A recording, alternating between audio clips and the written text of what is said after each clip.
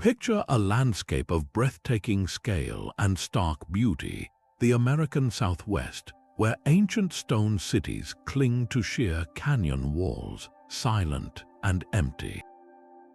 These are the cliff dwellings of a people we call the Anasazi, a name from the Navajo meaning ancient enemies or ancient ones, but they are more accurately known as the Ancestral Puebloans, the master builders of a sophisticated civilization that, around the year 1300, simply walked away from their magnificent homes and vanished into the pages of history. They left behind towering apartment complexes carved into the cliffs, intricate roads that connected distant communities, and a legacy of art etched into the rock. But they left no written records, no grand explanation for their departure. Their disappearance is one of the greatest and most perplexing historical detective stories ever told. What could cause an entire culture, a people who had thrived for centuries, to abandon the very heart of their world? This isn't just a question for archaeologists. It's a deeply human mystery that speaks to our own fears and vulnerabilities. We look at their incredible achievements, structures that have withstood 700 years of sun and wind, and we can't help but wonder what went wrong. Was it a sudden catastrophe, a slow-burning collapse, or something else entirely? The silence of these empty cities is deafening, a void that begs to be filled with answers. This is a puzzle that pulls us in, inviting us to become detectives sifting through the clues they left behind, piecing together the final days of a lost world. In this journey, we will walk in their footsteps, exploring the grand ruins of Mesa Verde and the sprawling network of Chaco Canyon. We'll examine the evidence from tree rings that tell tales of ancient droughts to the unsettling signs of conflict found in the archaeological record. We will delve into the leading theories from devastating climate change and resource depletion to the possibility of social upheaval and warfare, weighing each possibility against the cold, hard facts. This is more than a history lesson. It's an exploration of resilience, adaptation, and the fragile threads that hold a society together. So join me as we uncover the secrets of the Anasazi, searching for the truth behind the ghostly silence of their magnificent stone cities. To truly grasp the mystery of their disappearance, we first need to understand who these people were and the incredible civilization they built. The name Anasazi itself is a good place to start.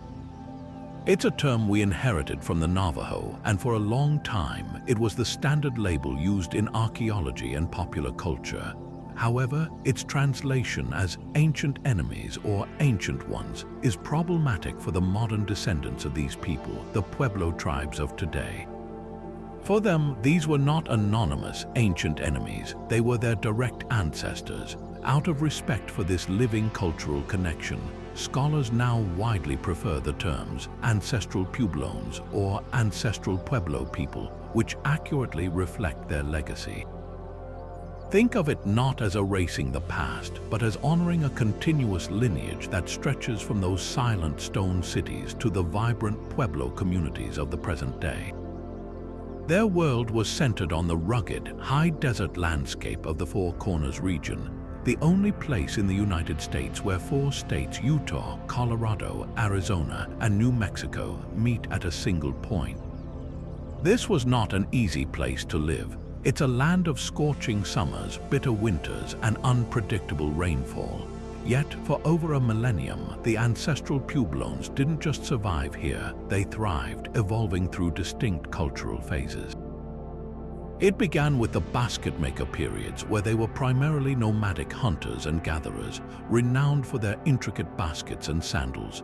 Then, around the year 500, a transformation began. They started settling down, cultivating corn, beans, and squash, the 3 sisters that became the bedrock of their society. This shift to agriculture allowed their populations to grow and their communities to become more complex. This evolution culminated in what we call the Pueblo periods, a golden age of breathtaking achievement. Their architectural genius is what captures our imagination most powerfully today. They progressed from simple pit houses on the Mesa tops to the iconic cliff dwellings we marvel at, like the immense cliff palace at Mesa Verde. These were not primitive huts, they were sophisticated, multi-story apartment complexes engineered directly into the natural alcoves of canyon walls, utilizing stone, mortar, and wooden beams to create hundreds of rooms for living, storing grain, and conducting ceremonies. But their architectural vision extended far beyond single villages. In places like Chaco Canyon, they constructed monumental, great houses like Pueblo Bonito, a massive D-shaped structure with over 600 rooms that rose several stories high. This was a central hub, a place of pilgrimage and ceremony, connected to outlying communities by a vast network of perfectly straight roads that radiated out across the desert for dozens of miles. Their mastery extended to the heavens as well. At sites like Chaco, we find petroglyphs and architectural alignments that functioned as a sophisticated calendar. The sun dagger on Fajoda Butte, for instance, is a famous example where a sliver of sunlight daggering through spiral rock carvings marks the solstices and equinoxes with stunning precision. This deep astronomical knowledge was crucial for their agricultural cycle and their ceremonial life, demonstrating a complex understanding of their world that rivals any ancient civilization. So, by the late 13th century, the Ancestral Puebloans had created a sprawling, interconnected culture across the Southwest, a civilization of farmers, astronomers, and master builders who had tamed a harsh landscape. They were at their peak, which is what makes what happened next so profoundly and hauntingly mysterious. Nowhere is the genius of the Ancestral Puebloans more powerfully on display than in the silent, soaring cities they left behind. To stand before the Cliff Palace at Mesa Verde is to witness an architectural achievement that seems to defy both gravity and time. This isn't just a collection of old buildings, it's a veritable skyscraper nestled within a giant natural alcove, a honeycomb of over 150 rooms and numerous kivas, the circular, subterranean chambers used for spiritual and community gatherings.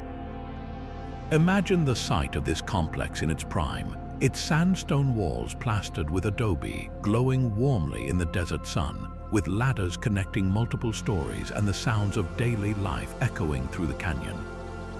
The sheer scale is staggering, but it's the precision that truly astounds. The masonry is a masterclass in craftsmanship, with each sandstone block meticulously shaped and set with a mud mortar to create walls that are not only incredibly sturdy but also perfectly straight and smooth, a testament to generations of refined skill. The logistics of constructing such a city in a cliff face are almost beyond comprehension. Every single material, stone, water, clay, and thousands of wooden beams had to be hauled down into the canyon and then hoisted up to the alcove, which sits over 200 feet above the canyon floor. The beams themselves, often over 8 inches thick, were cut from ponderosa pine forests miles away using only stone tools, then carried by hand to the site. This wasn't the work of a handful of families. It was a coordinated, community-wide effort that required sophisticated planning, organization, and a shared vision. The choice of location itself speaks volumes. These were not easy places to access, which suggests that defense and security became paramount concerns. Living in such a defensible position offered protection, but it came at a tremendous cost in daily effort. A trade-off that hints at a society feeling significant external pressures or internal strife. Meanwhile, in the arid expanse of what is now New Mexico, another kind of marvel was taking shape on a truly monumental scale. Chaco Canyon was the epicenter of the ancestral Puebloan world, and at its heart sits Pueblo Bonito, the most massive of all the great houses. This was not a cliff dwelling, but a sprawling, multi-story complex built on the canyon floor, a colossal D-shaped structure that contained over 600 rooms and rose several stories high. Walking through its ruins today, you are navigating the blueprint of a metropolis.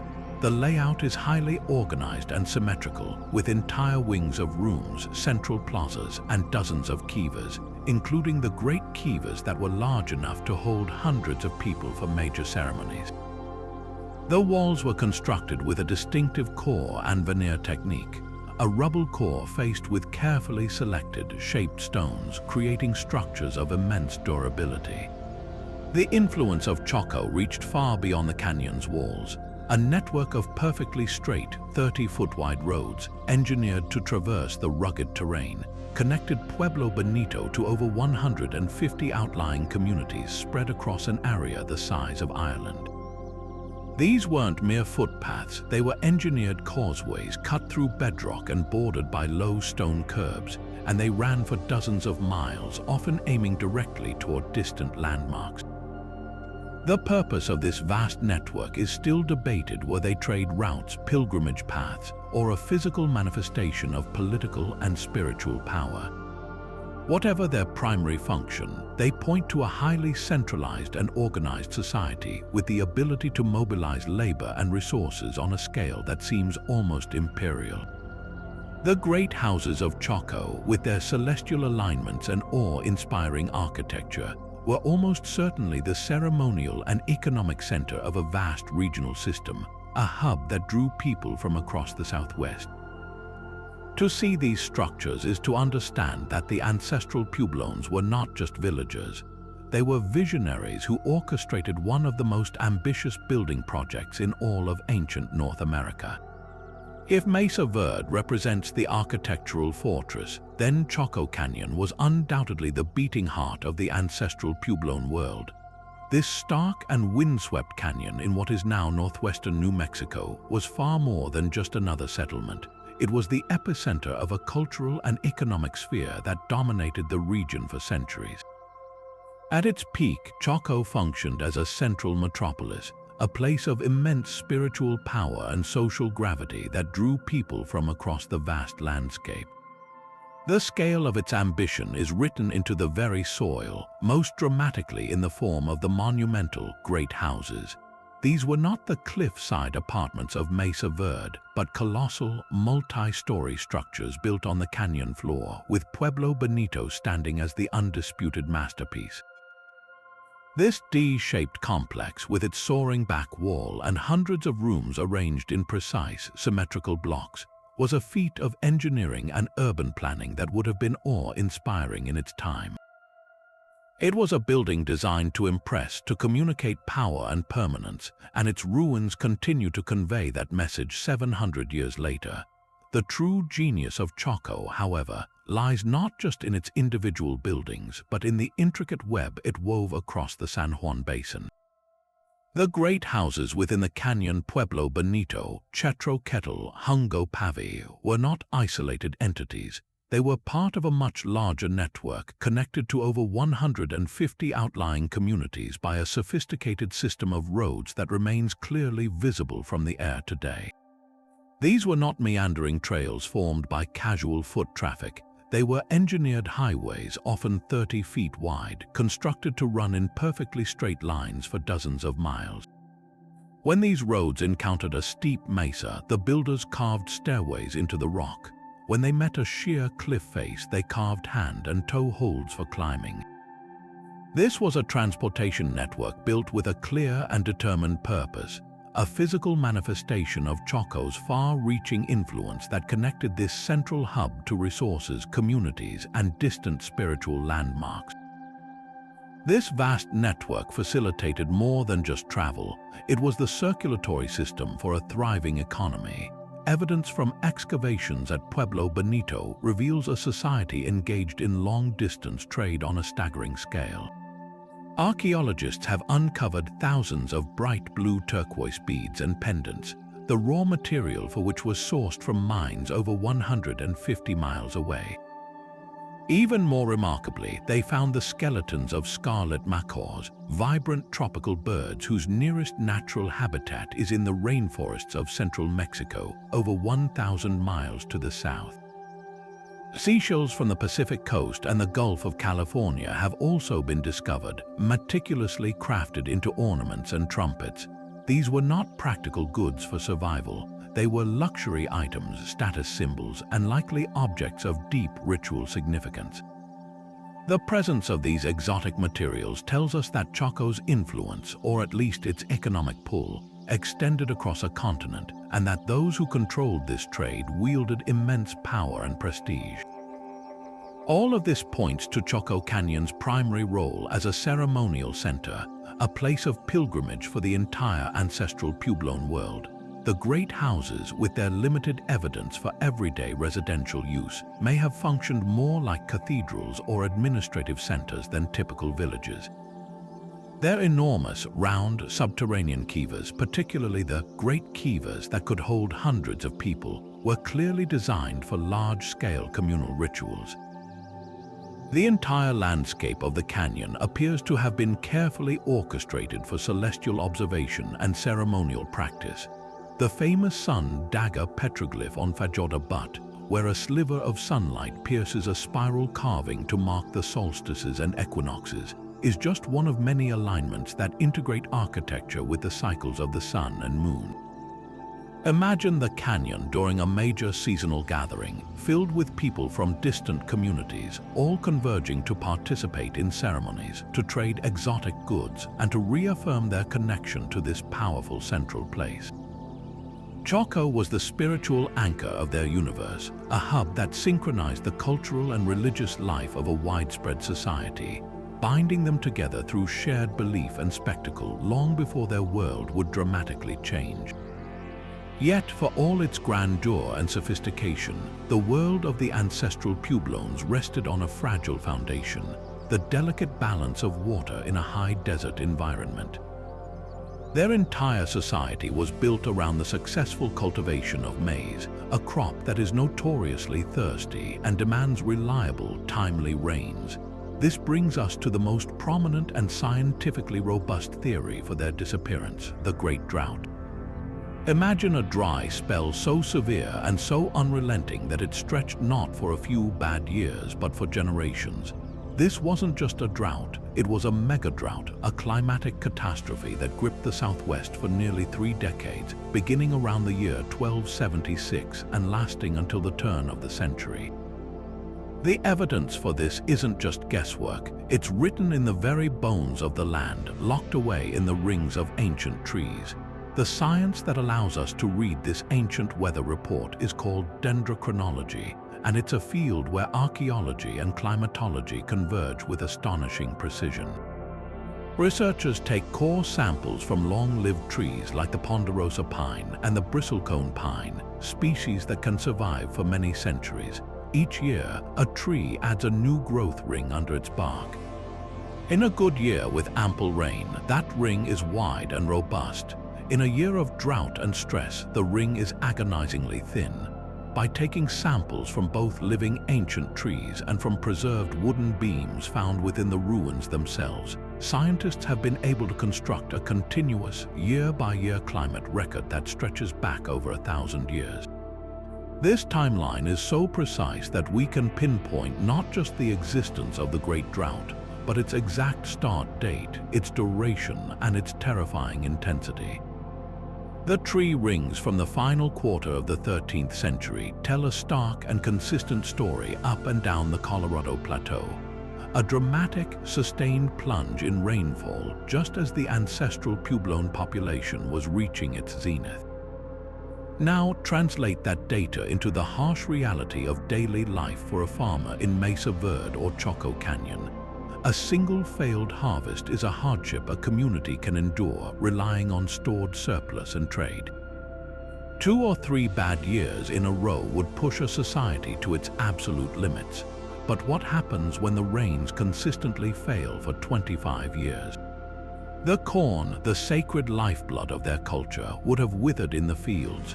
The springs and seeps that fed their intricate systems of check dams and diversion channels would have slowly dried up. The very water tables that sustained life would have dropped beyond the reach of their digging sticks. Without the corn, the foundation of their entire society crumbled. The surplus that fed the artisans, the priests, and the laborers who built the great houses vanished. The trade networks that brought turquoise, macaws, and seashells would have collapsed as every community was forced to focus purely on its own desperate survival. Famine would have been widespread, leading not just to hunger but to weakened immune systems, increased infant mortality, and a plummeting birth rate. A society cannot sustain its complexity under such relentless environmental pressure. It is forced to simplify, to fracture, or to move. While the drought theory is powerful and persuasive, it's crucial to understand that it's likely not the whole story. A society as resilient and adaptable as the ancestral Puebloans had survived droughts before. This suggests that the megadrought may have been the final, devastating blow that landed on a civilization already grappling with other profound internal problems. For instance, some archaeologists point to evidence of significant environmental degradation even before the worst of the drought hit. The sheer scale of the great house construction at Chaco required an enormous number of large timber beams, potentially leading to localized deforestation. Clearing trees from the mesas and canyon rims would have accelerated soil erosion, reducing the land's ability to retain what little moisture did fall. Furthermore, a growing population living in concentrated areas would have placed immense strain on other resources like firewood and game animals. It's a classic case of a society potentially overshooting its environmental carrying capacity. The megadrought, then, can be seen as the trigger that pushed an already stressed system past its breaking point, turning a period of difficulty into an irreversible crisis that forced a radical reevaluation of how and where to live. The relentless drought may have been the final blow, but the ground was already trembling beneath their feet from a slower, more insidious kind of crisis. To see the ancestral Puebloans as purely victims of a sudden climatic event is to miss a crucial part of the tragedy. In many ways, their own monumental success may have set the stage for their eventual downfall. Their civilization, like any other, was engaged in a constant, delicate dance with its environment, and over centuries, the footsteps of that dance began to wear the floor thin. The very acts that defined their cultural peak, the construction of immense great houses and the support of a growing population, required a voracious consumption of natural resources, creating a slow-burning environmental pressure cooker. Consider the sheer scale of lumber required to build a place like Pueblo Bonito. Those iconic ceilings, which have held firm for over 700 years, are supported by an estimated 200,000 wooden beams, each one hauled from forests that were often dozens of miles away. This wasn't a one-time event. It was a continuous process of harvesting for new construction, for repairs, and not least for fuel. In a high-desert environment, wood is life. It's the source of heat during bitter winters and the fuel for cooking fires for thousands of people. The demand was immense and unceasing. Over generations, the ponderosa pine and spruce forests on the mesa tops surrounding Chaco and Mesa Verde were systematically cleared. Researchers studying the pollen records preserved in ancient layers of sediment have found a dramatic decline in tree pollen coinciding with the peak of construction, replaced by an increase in the pollen of pioneer plants and shrubs that thrive in disturbed, deforested landscapes. The land itself was telling a story of a vanishing canopy. The consequences of this deforestation were catastrophic and cascading. Without the deep, anchoring root systems of trees to hold the thin topsoil in place, the landscape became incredibly vulnerable to erosion. When the rains did fall, instead of being absorbed slowly into the ground to replenish springs and aquifers, the water would have rushed over the barren ground in powerful, destructive sheets, carrying away the precious, nutrient-rich soil that was the foundation of their agriculture. This runoff carved deep arroyos, steep-sided gullies that we still see scarring the landscape today. These arroyos further lowered the water table, making it even harder for any remaining moisture to reach the roots of crops. It was a vicious, self-reinforcing cycle. The need for resources led to deforestation, which caused erosion, which in turn degraded the farmland, forcing them to rely even more heavily on the dwindling resources elsewhere. They were literally watching the foundation of their world wash away with every storm. At the same time, their agricultural practices, while ingenious for their time, were also taking a silent toll on the land itself. For centuries, they practiced a form of dry farming, relying on sophisticated techniques like grid gardens and check dams to capture and channel every precious drop of rainwater. This allowed them to flourish, but the same fields were cultivated generation after generation, season after season, with the same essential crops: corn, beans, and squash. Corn, in particular, is a heavy feeder, drawing large amounts of nitrogen and other essential nutrients from the soil. Without modern crop rotation practices or the ability to easily fertilize such vast areas, the soil would have become progressively more depleted and less productive over time. The yield from each planted seed would have gradually diminished, meaning they had to farm more land just to produce the same amount of food, putting further pressure on the already stressed environment. Centuries of successful farming had, ironically, mined the land of its inherent fertility, leaving it increasingly brittle and vulnerable. So when the megadrought finally descended in the late 13th century, it didn't strike a society in a state of perfect balance. It struck a civilization that was already leaning precariously, grappling with eroded soils, deforested landscapes, and declining agricultural returns. The drought was the match thrown into a room that was already filled with kindling. The environmental strains they had managed for generations suddenly became unmanageable. The delicate systems of check dams and reservoirs they relied on had no water to hold. The depleted soils had no resilience left to support crops even in a mildly dry year, let alone a historic megadrought. This combination of long-term environmental degradation and short-term climatic catastrophe created a perfect storm from which there was no easy recovery. It transformed a period of hardship into an existential crisis, forcing a painful but necessary choice that would ultimately lead them to walk away from the magnificent stone cities that their ancestors had worked so hard to build. But a society doesn't collapse from environmental pressure alone. Those pressures always work their way through the complex web of human relationships, power structures, and beliefs. This leads us to a theory that is perhaps even more unsettling than drought or deforestation: the possibility that the ancestral Puebloan world was torn apart from within by social and political turmoil. Imagine the scene at the height of Chaco's power. A small, theocratic elite, perhaps residing in the finest rooms of Pueblo Bonito, directing the construction of these monumental projects and controlling the flow of exotic trade goods like turquoise and scarlet macaws. Meanwhile, the majority of the population, the farmers, the laborers, the artisans, would have been the ones hauling those thousands of timber beams for dozens of miles and meticulously shaping millions of sandstone blocks.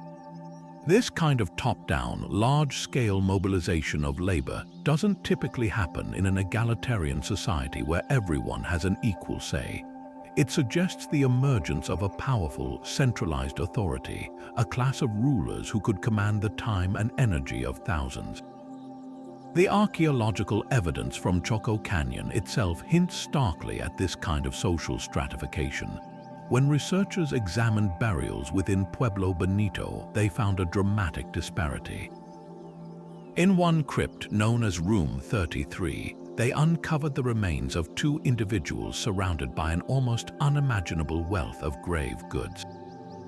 These two people were buried with a vast treasure of more than 11,000 turquoise beads and pendants, hundreds of finely crafted shell ornaments from both the Pacific Ocean and the Gulf of Mexico, and the staffs and scepters that are often symbols of authority. This single burial contained more wealth than has been found in all the other excavated rooms at Chaco combined. The message is hard to ignore. These individuals were of an entirely different social status.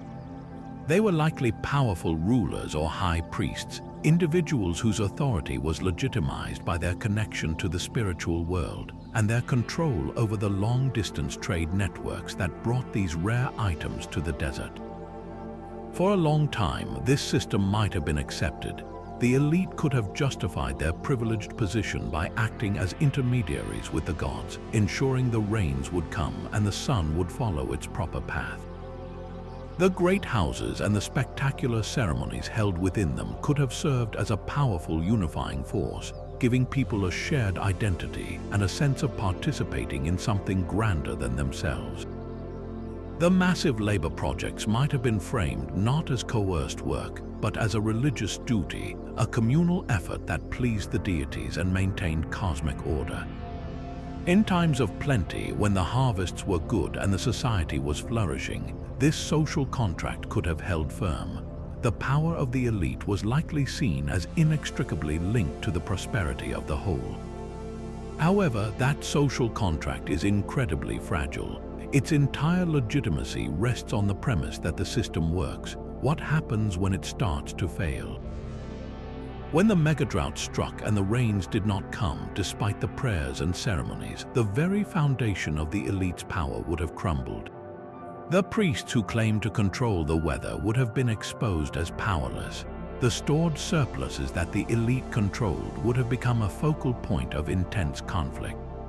Would they share the dwindling food reserves equitably, or would they hoard it to maintain their own status and that of their retainers? The sight of a privileged class continuing to possess exotic luxuries while the general population faced starvation would have been a powerful recipe for resentment, anger, and ultimately social unrest. This growing tension may be written into the archaeological record in a more violent form. At a number of sites from this period, there is unsettling evidence of conflict that goes beyond sporadic raids.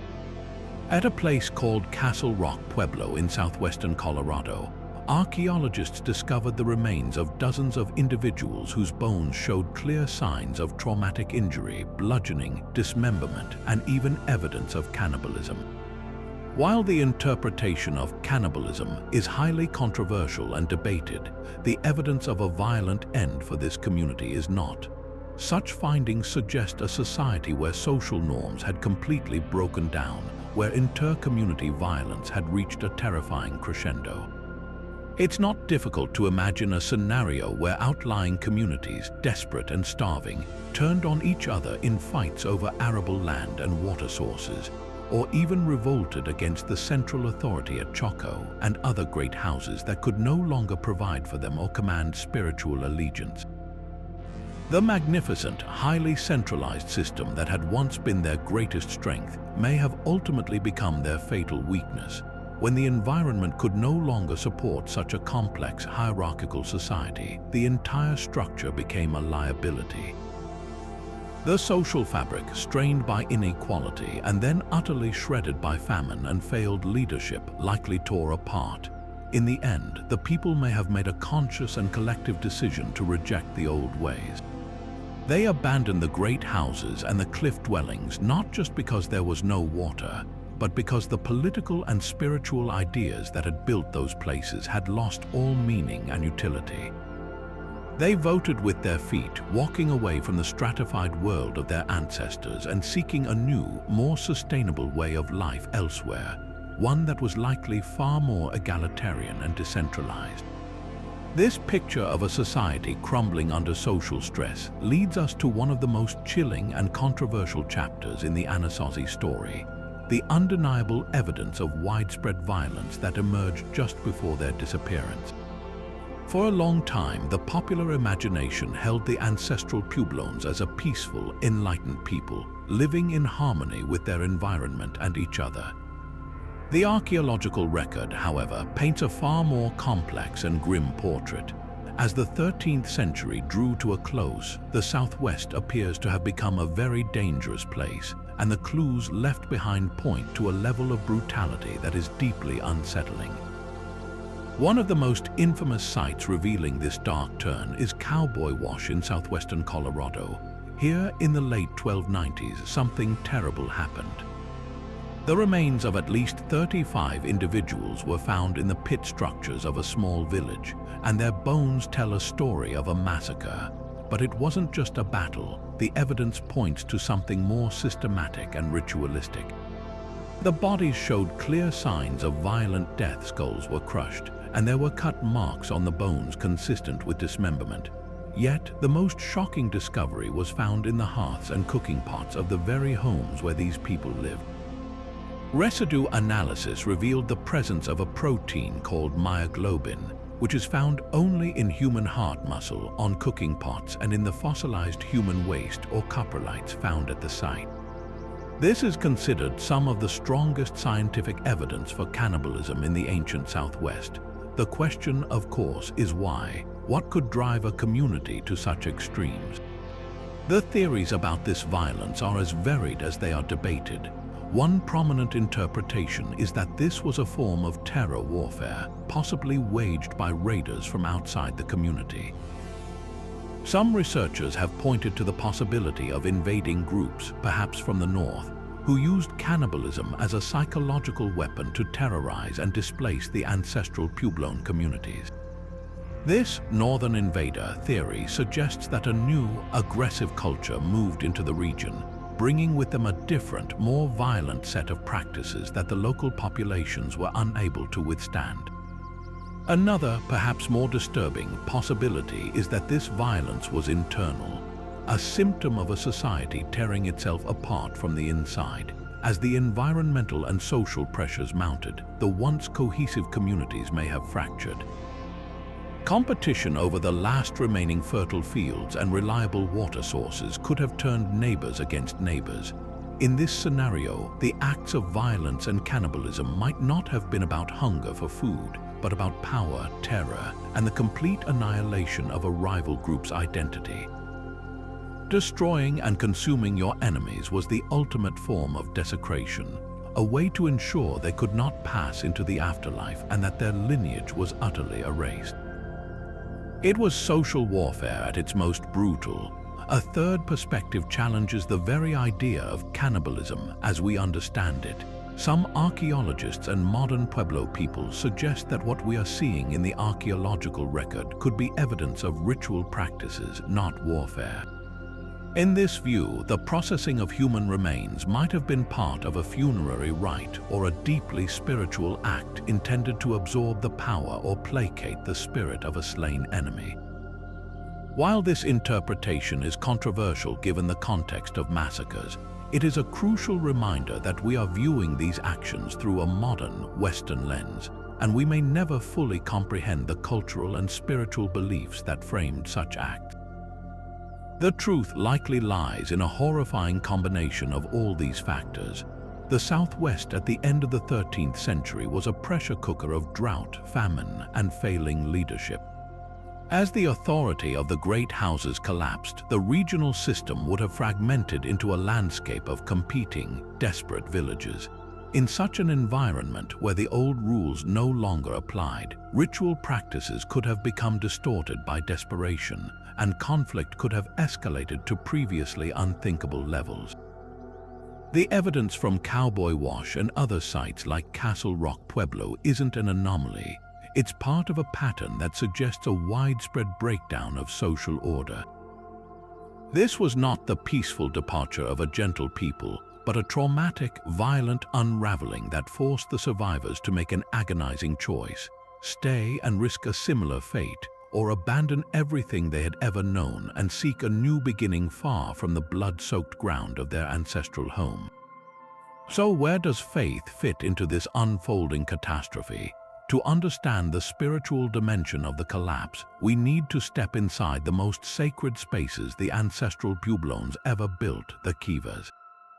These circular, subterranean chambers, entered through a hole in the roof by descending a ladder, were far more than just rooms. They were symbolic recreations of the Sipapu, the place of emergence from the underworld according to Pueblo belief. Stepping down into a kiva was a ritual journey back to the point of origin, a connection to the very beginning of life. Within these echoing, earth-insulated spaces, lit by the flickering light of a central fire pit, the community's spiritual life unfolded. Here, elders would have led prayers for rain, for a successful hunt, for the fertility of the crops. The kiva was the engine room of their relationship with the gods, the place where the cosmic order was maintained through ceremony, song, and prayer. This spiritual framework was intimately tied to the landscape and the heavens. The ancestral Puebloans were meticulous astronomers, and their great houses at Chaco Canyon are masterclasses in celestial alignment. The walls and windows of Pueblo Bonito are positioned to mark the solstices. The famous sun dagger on Fajada Butte acted as a precise solar calendar. This wasn't just scientific observation, it was a form of worship. By tracking the sun and moon, they were participating in the great cycles of the cosmos, aligning their lives with the rhythms of their deities. The success of their entire society, the timely planting, the arrival of the life-giving rains, was believed to depend on this careful maintenance of spiritual balance. The priests who could read these celestial signs and perform the correct rituals held immense power, for they were the intermediaries between the people and the forces that controlled their survival. Now imagine the weight of that responsibility when the rain stopped. When the megadrought tightened its grip year after year, the failure of the rains would not have been seen as a simple weather pattern. It would have been interpreted as a profound spiritual failure. The priests in the great kivas of Chaco and the clan leaders in the smaller kivas of outlying villages would have redoubled their efforts. They would have conducted more elaborate ceremonies, offered more fervent prayers, perhaps even made greater sacrifices, pleading with the gods to release the water from the sky. But the sky remained a hard, relentless blue. The corn withered, the springs dried up, and the people grew hungry. With each passing year of failed prayers, the authority of the religious elite would have eroded, just as surely as the topsoil was washing away from the mesas. The very foundation of their society, the belief that the priests could ensure prosperity through ritual, was cracking. This loss of faith provides a powerful explanation for one of the most striking patterns of the abandonment. It began at the top. The great ceremonial centers like Chaco Canyon were among the first places to be completely deserted, some even before the worst of the drought set in. Why would a people abandon the spiritual heart of their world if they still believed in its power? The most logical answer is that they no longer did. The great houses, with their celestial alignments and immense kivas, were physical manifestations of a religious and political system that had demonstrably failed. When the gods no longer answered the prayers conducted in those specific spaces, the spaces themselves lost their meaning and their power. The population didn't just drift away, they likely made a conscious decision to reject the centralized, hierarchical religious system that Chaco represented. The collapse, therefore, may have been as much a spiritual revolution as it was an environmental exodus. We can see further evidence of this spiritual upheaval in the artifacts and symbols they left behind. In the final decades, there is a noticeable shift in religious iconography. The ubiquitous, benevolent figure of the humpbacked flute player, known to us as Cockapelli, often associated with music, fertility, and rain, begins to appear less frequently. In his place, we start to see more intimidating imagery. The emergence of humpbacked figures holding bows and arrows, or more abstract and fearsome representations, suggests a shift in the collective psyche. When prayers for rain and fertility go unanswered, a culture's conception of the divine can transform. The gods may come to be seen not as benevolent providers, but as wrathful, arbitrary beings who must be appeased through different, perhaps more desperate means. This artistic shift reflects a community grappling with a crisis of faith, searching for new explanations and new forms of spiritual protection in a world that was falling apart. This spiritual reorientation might also explain one of the most intriguing aspects of the migration. They didn't just vanish, they went somewhere specific, and they took their core beliefs with them, albeit in a transformed state. The descendants of the ancestral Puebloans are the modern Pueblo peoples, the Hopi, the Zuni, the Acoma, and the Pueblos along the Rio Grande. Their modern religious practices, while diverse, share profound connections with the past. They still use kivas for ceremonial purposes. Their societies are deeply spiritual and communal, but they are notably far more egalitarian and decentralized than the hierarchical system that seems to have existed at Chaco. This suggests that the trauma of the collapse led to a profound cultural reformation. The survivors consciously moved away from the model of powerful, centralizing theocracies and toward a more balanced, community-focused spiritual life.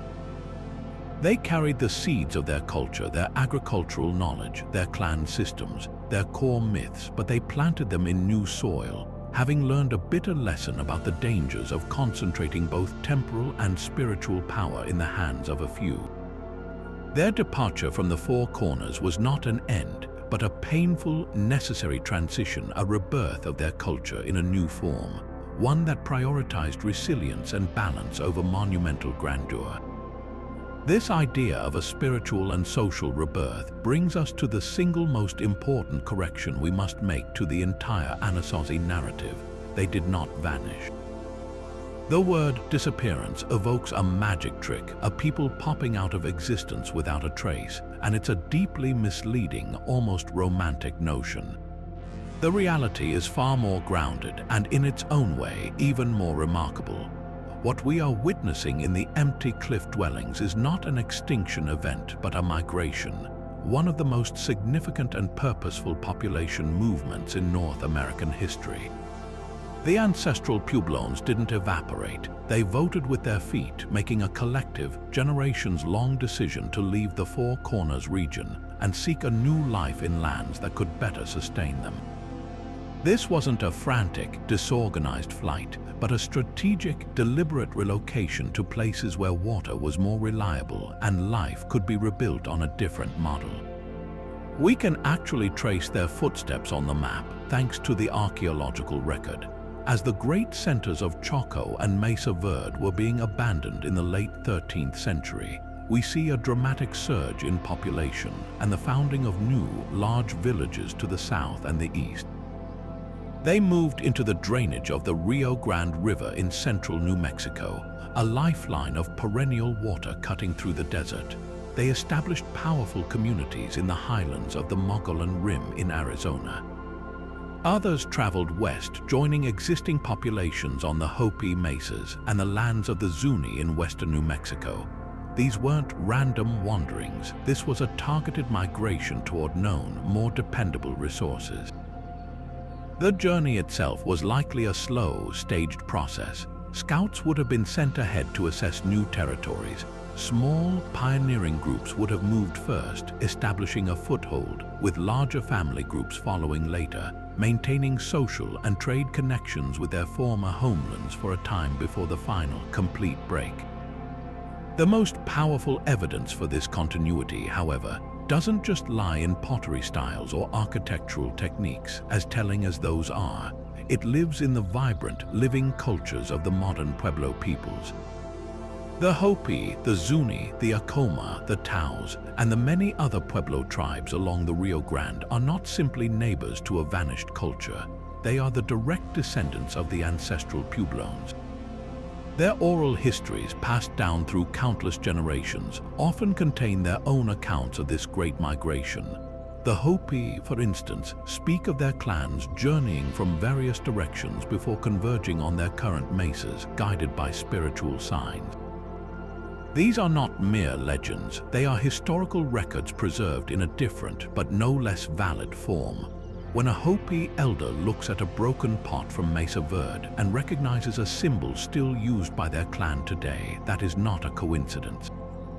It is a family heirloom recognized across 7 centuries. This living connection completely transforms our understanding of the so-called disappearance. The incredible knowledge and skills of the Ancestral Puebloans did not die out. They were carried to these new homes and adapted. The architectural genius evolved. In the Rio Grande Valley, you don't find cliff dwellings, but you find the same core principles. Multi-storied, apartment-style complexes built from adobe, often arranged around central plazas, with kivas remaining the spiritual heart of the community. The agricultural expertise was refined, with new irrigation techniques developed to harness the rivers. The intricate social structures and clan systems were reconstituted. The rich ceremonial life, the dances, the prayers for rain, all of it persevered, though it undoubtedly changed and adapted to new circumstances and influences from other cultures they encountered. This is why it's more accurate to think of this event not as a collapse, but as a profound transformation. The highly centralized, hierarchical system centered on Chaco Canyon did collapse, and that way of life did end. But the people themselves and the core of their culture proved incredibly resilient. They made a conscious choice to abandon a model that was no longer working, a model of immense monumental construction and concentrated power that had become unsustainable in the face of environmental and social crisis. In its place, they forged a new existence, one that was often more decentralized, more community-focused, and more in balance with the realities of their new environments. The story of the Ancestral Puebloans, therefore, is not a tragic tale of a people who failed, but an inspiring story of a people who adapted. They chose cultural survival over monumental permanence, demonstrating a flexibility and a wisdom that allowed their legacy to continue not as silent stones, but as living, breathing communities that endure to this very day. While the tree rings tell a story of environmental collapse and the bones speak of violence, there exists another, profoundly different kind of record that offers a vital perspective on this great migration. One that has been passed down not in stone or sediment, but through the spoken word from grandparent to grandchild for over 700 years. For the modern Pueblo peoples, the Hopi, Zuni, Acoma, and others, the story of what archaeologists call the disappearance is not a mystery to be solved in a laboratory. It is a chapter in their own family history, a journey their ancestors undertook that is remembered, honored, and kept alive in their rich oral traditions. These narratives provide a crucial counterpoint to the scientific theories, framing the exodus from the Four Corners not as a frantic flight from disaster, but as a purposeful, spiritually guided relocation. The power of these oral histories lies in their deep integration of the spiritual and the physical worlds. For the Hopi, one of the most well-documented of these traditions describes a series of migrations undertaken by different clans who were dispersed from their original place of emergence to journey across the land. They weren't wandering aimlessly, they were following specific spiritual instructions and signs given to them by their deities, particularly Mosor, the guardian of the earth and the spirit of death and rebirth. Their journey was a sacred covenant, a quest to find the center place, their final spiritual homeland, which they identified as the Hopi Mesas. Along the way, they were to leave their marks upon the landscape, a petroglyph here, a potsherd there, a small ancestral village as a testament to their passage and their commitment to the Creator's plan. When a Hopi elder looks at a ruin like Beta Tacan or Canyon de Chele, they don't see an abandoned city. They see Hisatsinam, the Ancient Ones, a specific stopping point for one of their clans on this long, ordained pilgrimage. This perspective fundamentally reframes our understanding of the abandonment. From a Pueblo viewpoint, the great houses of Chaco Canyon and the cliff dwellings of Mesa Verde were never intended to be permanent capitals for all eternity. They were temporary way stations, important centers for a time, but ultimately just part of the larger journey. The decision to leave, then, wasn't a failure or a collapse in the sense of a civilization falling apart. It was the fulfillment of a prophecy and a spiritual obligation. The environmental pressures, the drought, the soil exhaustion, were not the cause of their departure, but rather the signal that it was time to move on. The hardships were seen as tests of their faith and their resilience, signs from the spiritual realm that they had completed their work in that place and needed to continue their migration to the next. This transforms the narrative from one of tragic defeat to one of purposeful adaptation and obedience to a higher law. We can find echoes of this in the migration stories of the Zuni people, or the Ashiwi as they call themselves. Their oral history tells of their ancestors emerging from the underworld and beginning a long search for the middle place, Itiwana, a location that would be the perfect spiritual and physical center of their world. Guided by their spiritual leaders, the Chaco, they traveled for generations, and their stories are filled with descriptions of specific geographical features they passed, many of which align remarkably well with archaeological sites in the San Juan Basin and beyond. The journey was difficult, and at times groups would split off or settle in places that were not the true middle place, only to be compelled by spiritual necessity to move on later. This narrative doesn't dismiss the very real evidence of conflict. Instead, it might contextualize it as the inevitable friction and difficult choices that occur during any long, arduous, and spiritually charged migration of a people. Listening to these living traditions forces us to confront the limitations of a purely archaeological interpretation. Science can tell us when people left and what they left behind, and it can offer compelling theories for why based on environmental data. But it cannot easily access the internal cultural motivations, the hopes, the fears, the divine instructions that guided their choices. Oral histories provide that missing dimension of meaning. They tell us that the migration was not just a physical journey, but a spiritual and cultural one, a process of becoming who they are today. The act of leaving the old world behind was as much about forging a new identity as it was about escaping a dying landscape. This beautiful and complex interplay between archaeology and oral tradition creates a much richer, more human story. The scientific evidence of the megadrought fits perfectly with the Pueblo concept of a time of testing and a signal to move. The archaeological evidence of a southward migration aligns precisely with the oral histories of clans moving toward the Hopi Mesas and the Rio Grande. They are not competing narratives, they are two different lenses focusing on the same profound historical event. One lens is made of data and deduction, the other of memory and faith. When we bring them together, the ghostly silence of the cliff dwellings finally finds its voice. It speaks not of a people who vanished into thin air, but of a people who walked purposefully toward a new dawn, carrying the heart of their culture with them, ensuring that the story of the Hisatsinum would never truly end, but would live on in the vibrant, enduring communities of their descendants. Of all the great centers of the ancestral Puebloan world, the fate of Chaco Canyon is perhaps the most telling. It wasn't just a city that was abandoned, it was an idea, a grand cosmological vision that was deliberately and systematically laid to rest. The decline of this mighty capital didn't happen overnight. The archaeological timeline tells a story of a gradual, multi-generational unraveling that began long before the worst of the megadrought.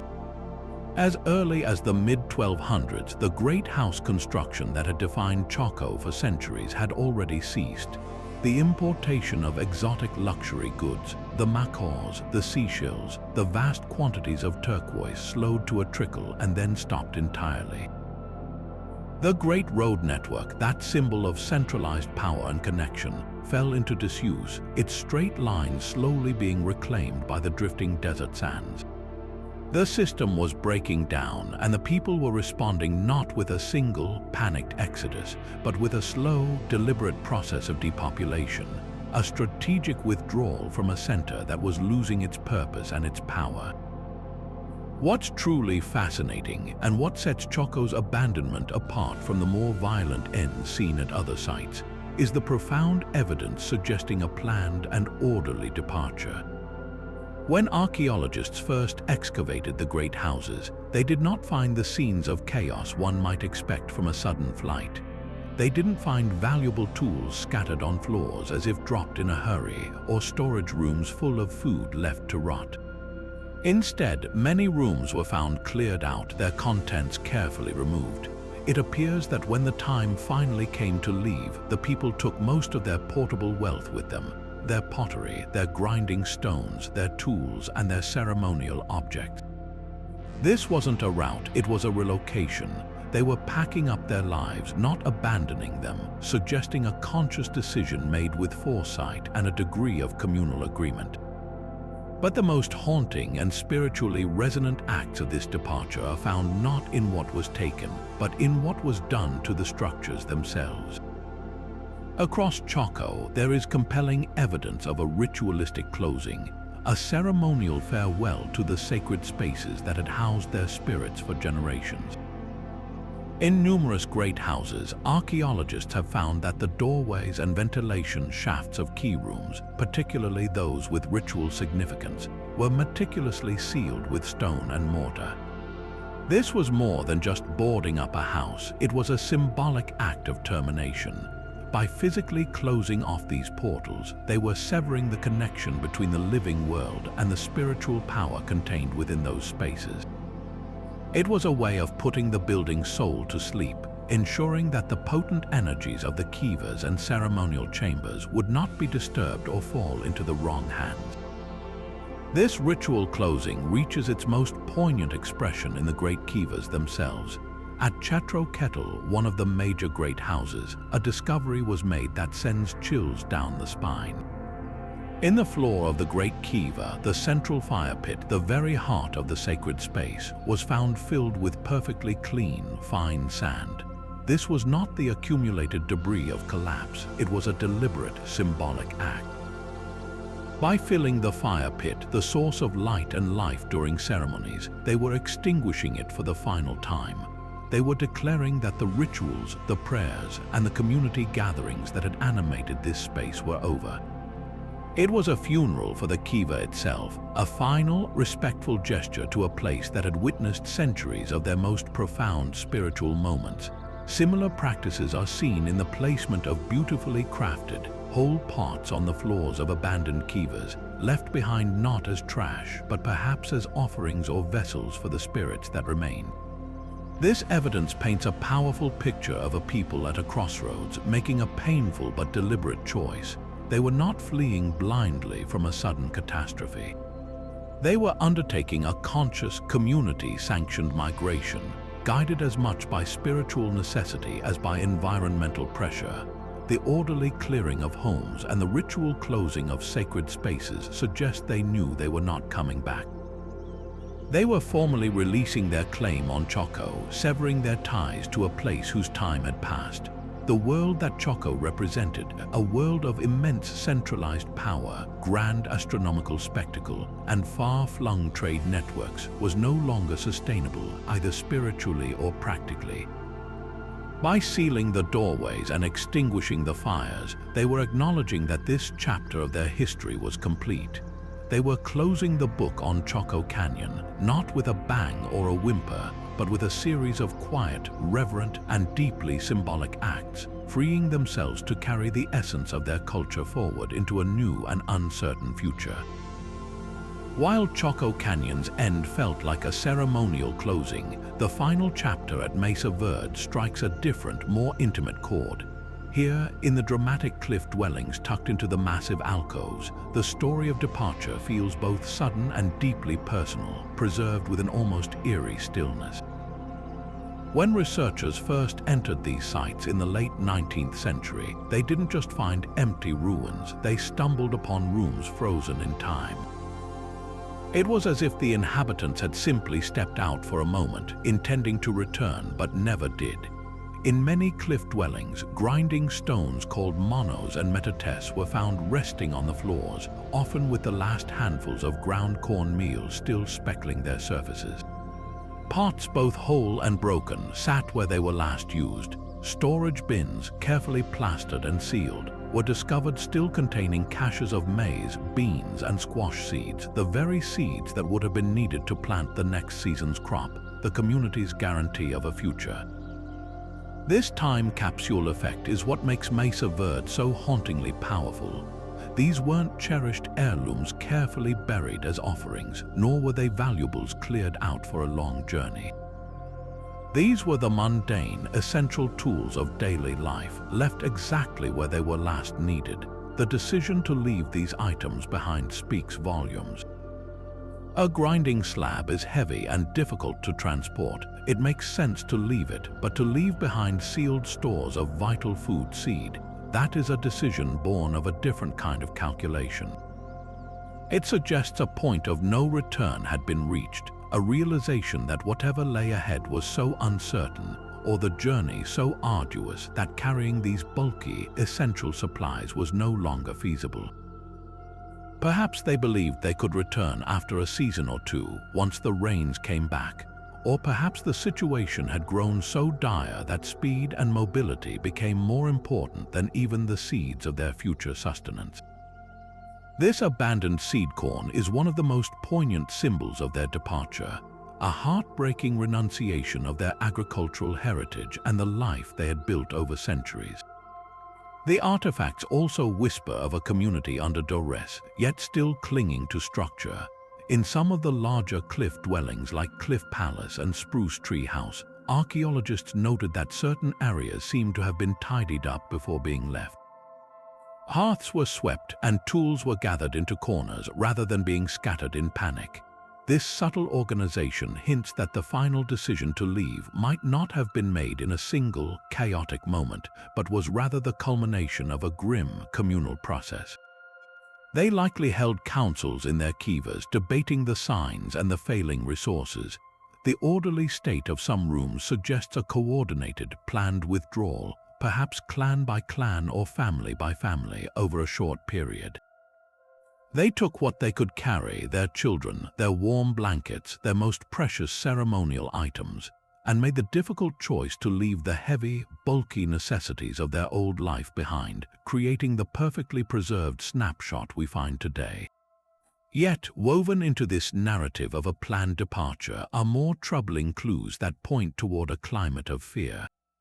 At a number of Mesa Verde sites, researchers have found that the primary access routes, the long, intricate series of hand and toe holds carved into the cliff faces, and the wooden ladders that connected the dwellings to the mesa tops above had been deliberately dismantled or destroyed. Why would a people on the move sabotage their own entryways? The most logical answer is defensive. They weren't just leaving, they were making sure that whoever or whatever might follow them could not easily use their homes as a refuge or a stronghold. This act of disabling their own access speaks to a profound fear of pursuit, perhaps from rival groups also desperate for resources in the drought-stricken landscape. It transforms the cliff dwellings from abandoned homes into sealed fortresses, their entrances broken to prevent them from being used against their former inhabitants. When you combine the abandoned food stores with the destroyed entryways, a powerful and somber picture of those final days comes into focus. We see a people caught between the undeniable pressure of the Great Drought and the very real threat of human conflict. The seeds left behind tell us the land could no longer support them. The shattered ladders tell us their neighbors might have become their enemies. The decision to leave their magnificent, defensible homes in the cliffs was not made lightly. These dwellings represented generations of labor, profound architectural achievement, and immense security. To abandon them meant venturing out onto the open mesas and into the unpredictable canyons, exposed and vulnerable. They were trading the known dangers of a starving, fortified existence for the unknown perils of a journey through a fractured and desperate world. The silent rooms of Mesa Verde stand as a final, eloquent testament to that impossible choice, a moment frozen in time when a civilization packed what it could, took one last look at the only home it had ever known, and walked away into the rising sun, leaving their past perfectly preserved in the shadowed alcoves of the cliffs. When we consider the immense trade networks that connected Chaco Canyon to the coasts and the tropics, we open a door to another, more invisible threat that could have ravaged the ancestral Puebloan world: pandemic disease. This theory operates in the realm of what archaeologists call a silent trade, the exchange of goods that also carries unintended consequences.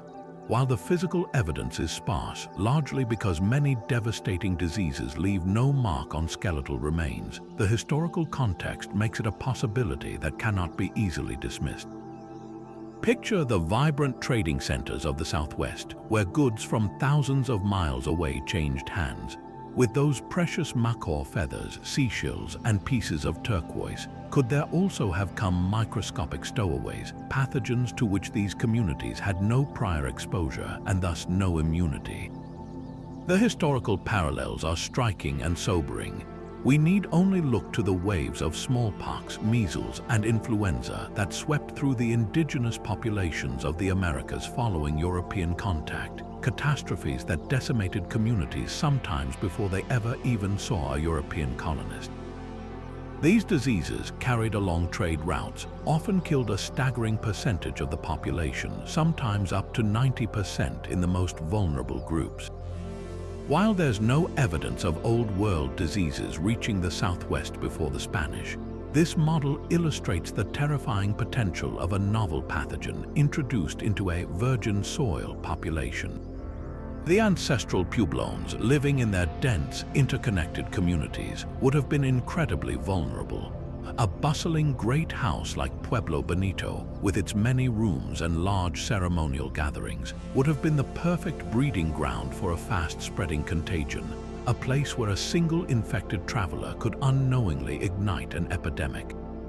So, what kind of disease could it have been? Without direct skeletal proof, we are left to speculate based on the symptoms a disease might need to cause such societal disruption. A hemorrhagic fever similar to the Ebola virus would be devastating, causing high mortality and spreading rapidly through contact with bodily fluids. A particularly virulent strain of pneumonia or tuberculosis, diseases we know were present in the ancient Americas, could have swept through the population, especially if people were already weakened by malnutrition from the ongoing drought. Even a pandemic of a disease we might consider less severe today, like a deadly form of influenza, could have been catastrophic for a population whose every able-bodied person was essential for farming, hunting, and the daily labor of survival. The key factor isn't necessarily the specific bug, but its novelty and the population's complete lack of defenses against it. Imagine the social and psychological impact of such an outbreak. A society already strained by drought and resource scarcity is suddenly hit by a mysterious, swift-moving illness. People would have begun falling ill with terrifying symptoms, dying within days, with the local healers and shamans utterly powerless to stop it. The very foundations of their spiritual beliefs would have been shattered. Their prayers and ceremonies would have proven as ineffective against this invisible enemy as they had against the drought. Fear and paranoia would have spread even faster than the disease itself. In a desperate attempt to escape the contagion, families might have fled their homes, abandoning the sick and breaking apart the tight-knit social units that were the backbone of their society. This frantic dispersal would have further fractured trade networks and communal support systems, creating a downward spiral of isolation and despair. This theory of disease also offers a potential explanation for one of the more perplexing aspects of the abandonment: the seeming rapidity of the final exodus from some areas, and the fact that many of these incredibly well-built structures were never reoccupied. If a region was seen as cursed or haunted by a bad wind of sickness, it would become spiritually taboo. Survivors would be far less likely to return to a place associated with such death and suffering, even after the drought conditions eventually eased. The homes of their ancestors would become places of sorrow and ghostly memory, to be avoided rather than reclaimed. This could explain why, when the climate later improved, people did not move back into the magnificent cliff dwellings of Mesa, Verde, or the great houses of Chaco. The memory of a terrible, inexplicable dying may have been etched into those stones more deeply than any petroglyph. Ultimately, the disease theory remains one of the most haunting possibilities precisely because it is so difficult to prove or disprove.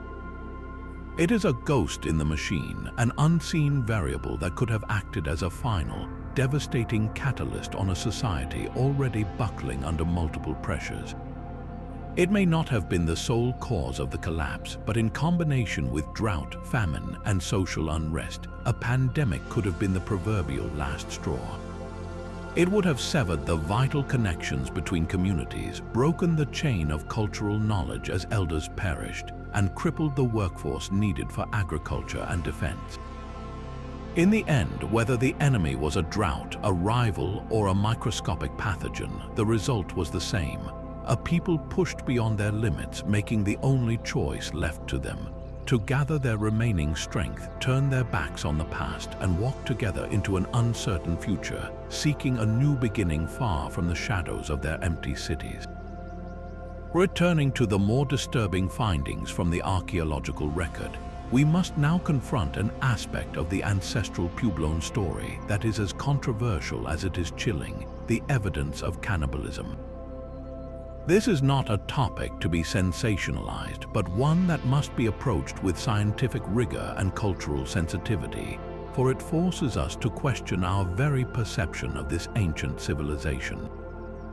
The discussion centers on a number of sites dating to the final, turbulent decades of the 13th century, where excavations have uncovered human remains that tell a story far removed from peaceful burial practices. At places like Cowboy Wash in southwestern Colorado, the bones of dozens of individuals were found scattered in and around habitations, bearing the unmistakable marks of a violent end and subsequent processing. The scientific case for cannibalism rests on a convergence of multiple, distinct lines of forensic evidence. First, the bones themselves show patterns of breakage and cut marks that mirror those found on animal bones processed for food. Long bones like femurs and humeri were often shattered, seemingly to extract the nutritious marrow inside. Skulls were broken open in a manner consistent with accessing the brain. Parallel cut marks on limb bones indicate where muscles were systematically sliced away from the bone. This type of processing is not typically seen in ritualistic secondary burials or in the treatment of enemies killed in combat, where the goal might be dismemberment but not consumption. The pattern is methodical and utilitarian, focused on the parts of the body that would yield the most caloric return. Perhaps the most compelling piece of evidence comes from the analysis of cooking pots and ancient human waste. At several sites, including Cowboy Wash, archaeologists recovered ceramic cooking pots that still contained a residue of myoglobin, a protein found only in human heart muscle. Even more definitively, preserved human coprolites or fossilized feces from the same contexts were tested and also found to contain myoglobin. This provides near irrefutable proof that human tissue was not just processed but was cooked and eaten. This biochemical evidence, combined with the telltale bone breakage and cut marks, forms a powerful and deeply unsettling body of data that is very difficult to explain away as anything other than cannibalism. Interpreting what this evidence means, however, is where the true controversy lies, sparking a fierce debate among scholars. One of the most straightforward explanations is that this was an act of survival cannibalism, a last resort in the face of catastrophic famine during the Great Drought. When all other food sources have vanished and society has broken down, such desperate acts, while horrifying, have occurred throughout human history in extreme situations. Under this theory, the consumption of human flesh was driven purely by starvation, a gruesome testament to the depth of the suffering endured during the collapse. A second and more complex interpretation posits that this was an act of ritualistic or symbolic violence.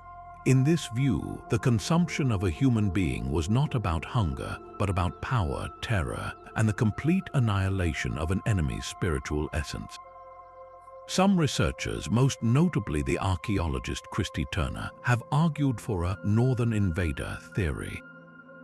He suggested that migrating groups from what is now central Mexico, who practiced ritual cannibalism as part of their religious and warfare complex, moved into the southwest and used these acts as a weapon of psychological terror to subdue and displace the local ancestral Puebloan populations. The systematic and public nature of the processing could have been designed to send a message of absolute dominance, to shatter the morale of a community and force them to flee. Yet another perspective, often voiced by modern Pueblo peoples, cautions against a literal Western interpretation of the evidence. From this viewpoint, what archaeologists label as cannibalism could be misinterpreted evidence of other cultural practices.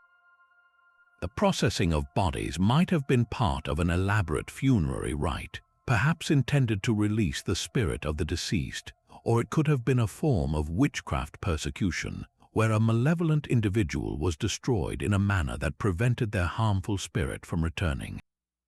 The act of burning or cooking could have been a way of purification, not consumption. This interpretation reminds us that our own cultural lens can profoundly shape how we perceive the actions of people from a vastly different belief system, and that we may never fully understand the symbolic meaning behind these remains. What seems most likely, given the context of societal collapse, is a grim synthesis of these ideas. The environmental crisis of the megadrought would have created a landscape of extreme desperation, where traditional norms and taboos began to disintegrate.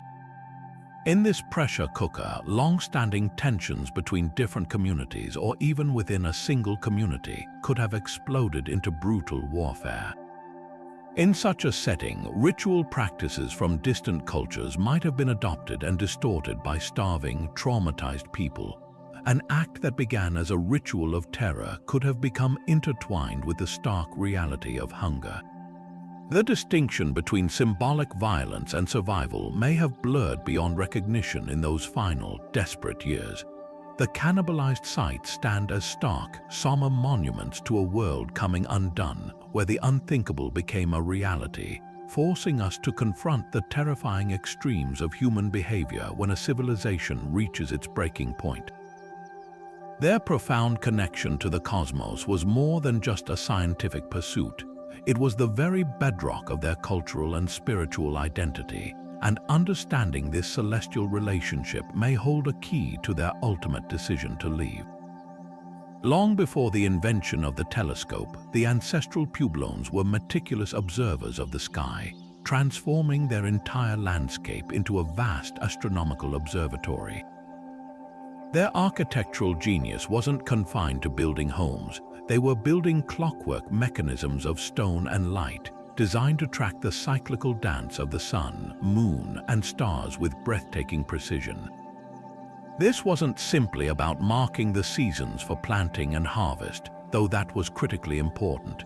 It was about participating in the cosmic order, aligning their human world with the divine rhythms of the universe, and their ability to do this successfully was likely inseparable from their society's perceived stability and their leaders' legitimacy. The most famous example of this celestial mastery is the Sun Dagger petroglyph on Verde Butte in Chaco Canyon. High on this towering rock formation, 3 large stone slabs lean against the cliff face.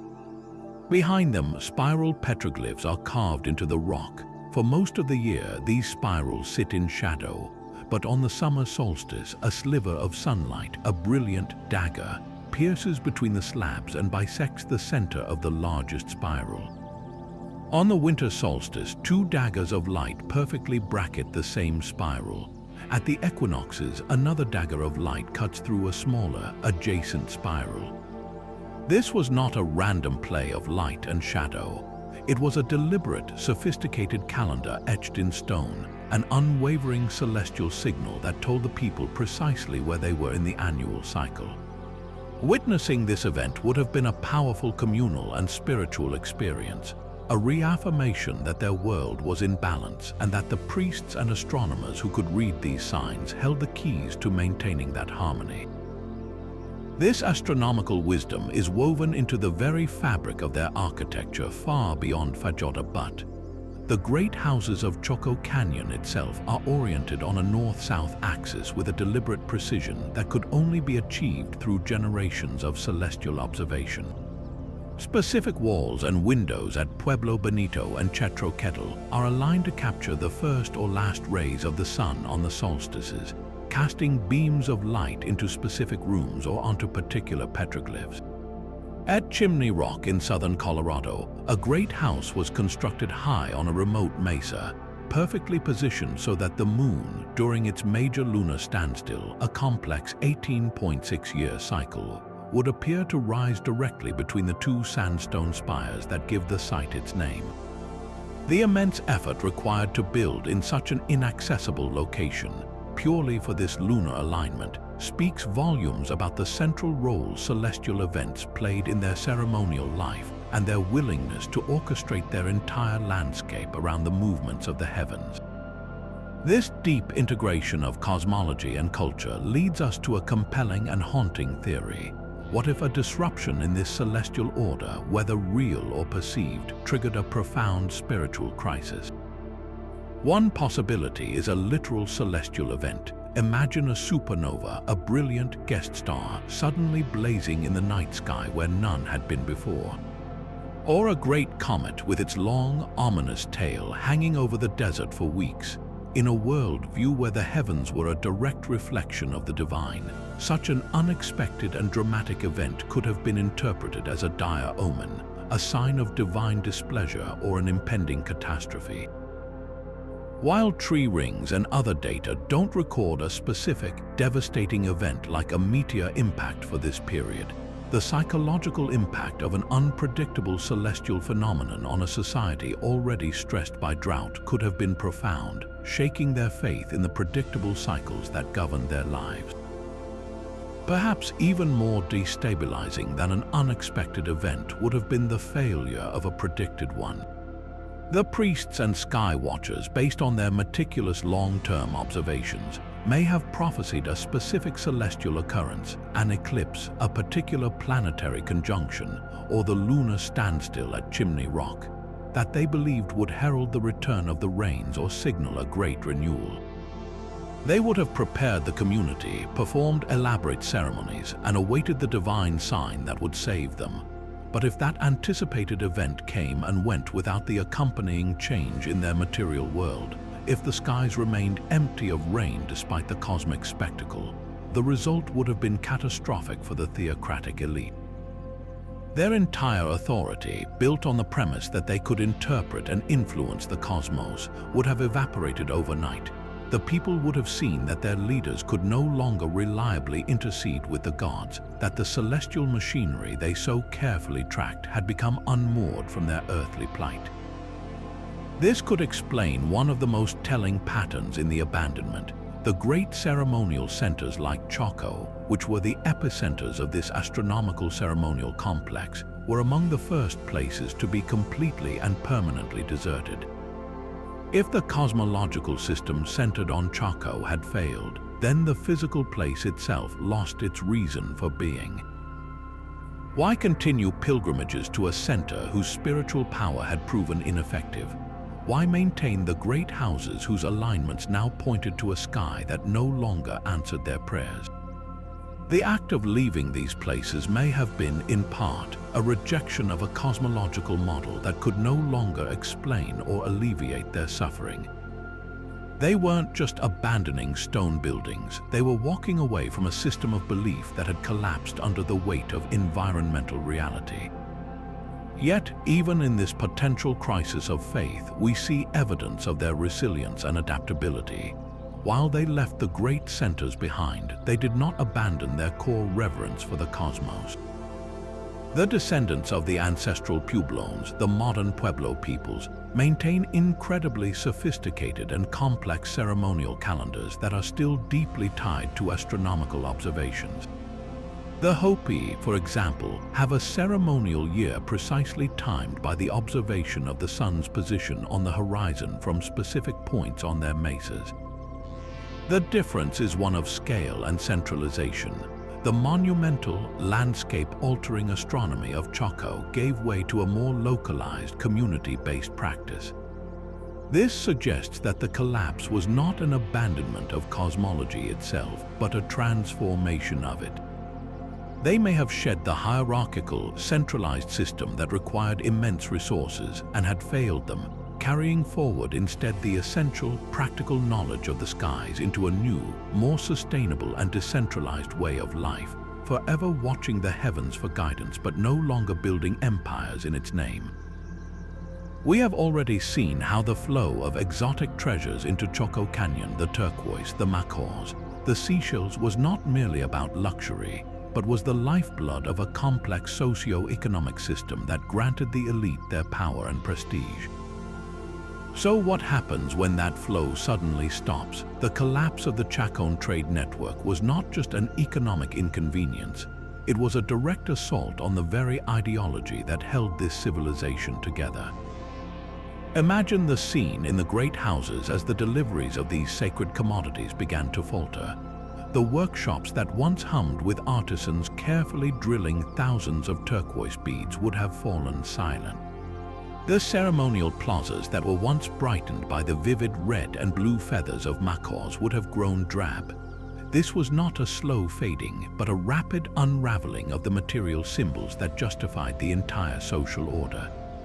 At its heart, the power of the Chaco elite was likely built on a spiritual foundation. They weren't just wealthy rulers, they were likely seen as divine intermediaries, the keepers of sacred knowledge and ritual. Their ability to procure and distribute these exotic goods was tangible proof of their special connection to the wider cosmos. A scarlet macaw, for instance, was far more than a beautiful pet. Its feathers, a color associated with the life-giving sun and the south in Pueblo cosmology, were potent ritual objects. To possess and display macaws was to demonstrate a direct link to the divine forces of creation, a link that ordinary farmers simply did not have. Similarly, the seashell trumpets from the Pacific coast were not musical instruments in a casual sense. They were sacred tools used to summon rain and communicate with the spirits, their sound believed to carry across the spiritual realm. When the elite controlled the access to these items, they controlled the very tools of spiritual power. This brings us to a critical concept in understanding the collapse of prestige goods economy. In such a system, a ruling class secures its authority not through brute force alone, but by monopolizing the flow of rare, non-essential items that carry immense social and religious value. Think of it less like a modern market and more like a system of sacred patronage. The elite at Chaco may have distributed these exotic goods, a bracelet of turquoise beads, a single macaw feather, to loyal local leaders in outlying communities as rewards for their fealty, for providing labor for construction projects, or for sending tribute in the form of food. This created a vast, interlocking web of obligation and loyalty. Your local chieftain's status was visibly reinforced by the exotic gift he received from the great houses, and in turn, your community's participation in the Chaco system was validated. The entire network was held together by this continuous exchange of sacred bling for political loyalty and economic support. Now, picture the catastrophic domino effect when the trade routes snapped. The immediate cause was likely the same environmental pressures we've already discussed. The Great Drought would have made long-distance travel across the arid Southwest incredibly perilous, depleting the water sources that caravans relied upon. But the collapse probably went deeper. The outlying communities that once supplied the food and labor to Chaco were themselves facing starvation and social fragmentation. They could no longer afford to send their surplus to the canyon. Without this incoming tribute, the Chaco elite had nothing to offer the long-distance traders from Mesoamerica or the Gulf Coast in exchange for their exotic wares. The entire cycle of reciprocity ground to a halt. The psychological and political impact of this collapse would have been swift and devastating. For the common people, the disappearance of these sacred symbols would have been an undeniable sign that the elite had lost their divine favor. If the priests could no longer call upon the macaws or sound the shell trumpets effectively, why should anyone believe their prayers for rain would be answered? The spiritual contract was broken. For the local leaders in outlying communities, their own source of prestige dried up overnight. They could no longer receive the exotic goods that made them appear connected and powerful in the eyes of their own people. Their incentive to remain loyal to the failing system in Chaco vanished.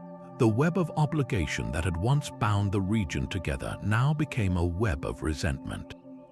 The entire socio-economic pyramid, which was built on the perceived spiritual power of its apex, crumbled from the top down, leaving behind a power vacuum and a profound crisis of faith that made the old way of life simply untenable.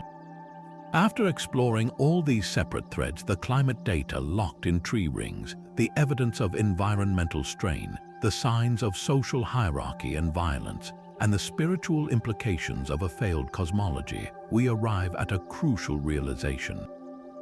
The true power of this mystery lies not in choosing one theory over another, but in understanding how they all wove together into a single, devastating tapestry of collapse. It was a perfect storm of crises where each problem amplified the others, creating a feedback loop of disaster that ultimately made staying in their ancestral homeland an impossibility. The Ancestral Puebloans weren't defeated by one enemy, they were overwhelmed by a syndicate of them, each one making the others worse. Think of it like a chain reaction, where the first link was undoubtedly the environmental pressure. The megadrought was the brutal, inescapable backdrop against which everything else played out. But this wasn't just a temporary dry spell. It struck a society whose own success had already stretched local resources thin. Centuries of building and farming had led to deforestation and soil depletion, meaning the land had less natural resilience to begin with, so when the rains failed, the impact was exponentially worse. Springs that might have held out through a shorter drought vanished completely. Crops failed not just from lack of water, but from the poor quality of the eroded, nutrient-starved soil they were trying to grow in. The environmental foundation was already cracked before the earthquake of the drought even hit. This environmental collapse then slammed directly into the complex social and political structure the Ancestral Puebloans had built. The hierarchical system centered on places like Chaco Canyon depended on a steady flow of surplus food to feed the laborers and elites, and exotic goods to validate the spiritual and political authority of the rulers. The drought shattered this economy. With no agricultural surplus, the system of tribute and trade collapsed. The priests who claimed to control the weather lost all credibility when their ceremonies yielded no rain. The prestige goods economy, the glue that held the regional network together, evaporated. This led to a catastrophic rupture in the social contract. The central authority couldn't provide, so why should outlying communities remain loyal? The once unifying great houses became symbols of a failed ideology, and the social fabric began to tear at the seams. As social trust disintegrated, conflict was almost inevitable. When centralized authority breaks down and resources become desperately scarce, people don't typically come together, they often turn on each other. The archaeological evidence of violence and possible cannibalism from this period is a grim testament to this reality. What might have begun as competition over the last productive fields or reliable water sources could have escalated into terrifying cycles of raid and counter-raid, fueled by vengeance and desperation. The very act of moving into highly defensible cliff dwellings at Mesa Verde suggests they were already feeling threatened. In the end, the destruction of the access routes to these dwellings indicates a people not just leaving, but actively ensuring their homes couldn't be used by those they feared. The environment created the scarcity, and the social breakdown turned that scarcity into warfare, making the physical landscape as dangerous as the climatic one. All of this culminated in a profound spiritual and cultural crisis. Their entire worldview was built on a covenant with the cosmos, a belief that through careful observation, correct ritual, and reverence for the natural world, they could maintain balance and prosperity. But by the late 13th century, every pillar of that belief was crumbling. The celestial calendars still worked, but the rains they were meant to summon did not come. The prayers in the kivas went unanswered. The spiritual leaders were exposed as powerless. The land itself, which they saw as a living, sacred entity, was dying before their eyes. When the environment, the society, and the cosmos itself all seem to be failing in unison, the only logical conclusion is that the world itself is broken. The very place that held their history and their identity had become spiritually toxic, a place of bad memories, broken promises, and unanswerable questions. This is why the model of a perfect storm is so compelling. It wasn't just that there was no water, it was that there was no water, which meant there was no food, which meant the political system failed, which led to violence and the shattering of spiritual faith, all while the very soil was washing away. Any one of these crises alone might have been survivable. A severe drought could have been weathered with strong social cohesion and full grain stores. Social unrest could have been managed in a time of plenty, but together they created a situation with no solution except departure. Migration wasn't an admission of defeat, it was the only rational strategy left. It was a collective decision to seek a reset, to find a new center place where the water still flowed, the soil was still fertile, and they could rebuild their society on a new, more sustainable and likely more egalitarian model, carrying the core of who they were to a land that could better support it. The journey away from the Four Corners was not a single, chaotic stampede into the unknown, but a series of deliberate, calculated migrations that followed ancient trails and river systems to places where life could be rekindled. As these groups of ancestral Puebloans fanned out across the Southwest, they carried with them not just their children and belongings, but the entire cultural blueprint of their civilization. A blueprint they would now adapt, refine, and sometimes completely reimagine in their new homelands. The archaeological record vividly documents this great diaspora, showing a dramatic population surge in specific regions just as the cliff dwellings and great houses were falling silent. Two areas in particular became the primary destinations for these migrating populations: the river valleys of the Rio Grande in central New Mexico and the high, defensible mesas of the Hopi country in Arizona. In the Rio Grande Valley, a landscape cut by a perennial river through the high desert, we see a fascinating evolution of their architectural traditions. They didn't recreate the monumental, multi-hundred-room great houses of Chaco Canyon. Instead, they shifted to a model of large, concentrated villages, often built from adobe, a mix of mud and straw rather than the intricate stone masonry of their ancestors. These were the direct precursors to the historic pueblos we see today, like Taos and Picos. These new villages were often sprawling complexes, sometimes with hundreds of rooms arranged around central plazas, with their kivas, the sacred subterranean chambers, remaining the spiritual heart of the community. This shift in building materials and layout wasn't a step backward, it was a practical and social adaptation. Adobe was readily available and well suited to the river valley environment, and the plaza-focused design fostered a more inward-looking, community-centric social life, a stark contrast to the outward-facing, imposing grandeur of Chaco's great houses. The very structure of their homes reflected a new societal priority: communal cohesion over centralized, hierarchical power. Meanwhile, on the remote, windswept mesas of what is now the Hopi Reservation, a different kind of continuity took root. Here, the migrants found a landscape that echoed the defensible qualities of Mesa Verde, but on a grander scale. They established villages on the mesa tops, like Awatovi and Old Orebai, which is one of the oldest continuously inhabited settlements in North America. Their architecture here retained a stronger connection to the past, utilizing the local sandstone to construct compact, multi-storied pueblos that clung to the high ground.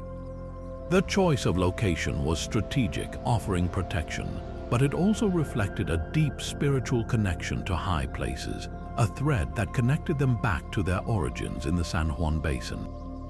Life on these arid mesas demanded incredible ingenuity in dry farming, and the descendants of these migrants, the Hopi people, became masters of cultivating corn in some of the most challenging agricultural conditions on the continent, a direct inheritance of their ancestors' resilience. This period of migration and resettlement was not a story of isolated groups moving into empty lands. The Southwest was already home to other vibrant cultures, and the arrival of the ancestral Puebloans sparked centuries of cultural exchange, blending, and sometimes conflict. In areas like the Mogollon Rim and the Little Colorado River Valley, they encountered the Mogollon people, who had their own distinct traditions of pit houses and beautifully painted brownware pottery. The archaeological record shows a fascinating fusion of styles emerging from this contact. we begin to find pottery that combines the Ancestral Puebloans' geometric black on white designs with the Mogollons' more fluid, life-form motifs, creating a vibrant new artistic vocabulary. Similarly, architectural techniques were shared and hybridized, leading to villages that displayed a mix of masonry styles and room layouts, evidence of communities learning from and integrating with their new neighbors. Perhaps the most visually stunning evolution of their material culture is seen in the pottery of this post-migration period. The classic black on white designs of the four corners, with their precise, intricate hatching and geometric patterns, gradually gave way to a brilliant explosion of color. In their new homelands, particularly along the Rio Grande, potters began to experiment with new firing techniques and mineral paints. This led to the development of the beautiful polychrome styles black, red, and white on a cream or buff background that we associate with the historic Pueblo peoples. This wasn't merely an aesthetic change, it was a cultural renaissance. The new color palette and the more complex, symbolic designs, often featuring stylized birds, rain clouds, and cat china-like figures, reflected a transformation in spiritual expression and a growing connection to the specific landscapes and spiritual beings of their new homes. This spiritual evolution is perhaps the most profound change of all, and it is powerfully embodied in the emergence and spread of the cat china religion. While its roots may stretch back into the Four Corners period, the cat china belief system, centered on benevolent spirit beings who act as messengers between the people and the gods, truly flourished and became central to Pueblo life after the migration. The cat chinas are deeply tied to rain, fertility, and the well-being of the community. This new religious focus provided a powerful, unifying force for the dispersed and often struggling communities. It was a decentralized, community-based spirituality where elaborate masked dances performed by initiated men in the village plazas brought the blessings of the spirits directly to the people, a stark contrast to the potentially exclusive priestly ceremonies that may have taken place in the great kivas of Chaco. The widespread adoption of the cat china religion suggests a collective turning away from the old hierarchical theocracy and toward a more accessible, egalitarian, and community-empowering form of worship. The story of what happened to the remaining populations, therefore, is the story of a civilization successfully navigating its own transformation. They did not vanish, they dispersed, adapted, and innovated. They traded the monumental scale of Chaco for the resilient community of the Rio Grande Pueblo. They exchanged the defensible cliffs of Mesa Verde for the spiritual high ground of the Hopi Mesas. Their artistic traditions blossomed with new colors and symbols, and their spiritual life was reborn through the vibrant presence of the cat chinas. The migration was a painful but necessary crucible. It forced a shedding of unsustainable practices and centralized power structures, allowing the core of their culture, their agricultural knowledge, their clan systems, their profound connection to the land and cosmos, to be reforged into the diverse, enduring, and vibrant Pueblo cultures that continue to thrive in the Southwest to this day, a living testament to the resilience of the human spirit. Standing atop a vast sandstone mesa that rises 367 feet above the New Mexican desert, you are surrounded by a living village that has survived for more than 8 centuries. This is Acoma Pueblo, also known as Sky City, and its uninterrupted history of habitation makes it a profound and powerful testament to the enduring legacy of the Ancestral Puebloans.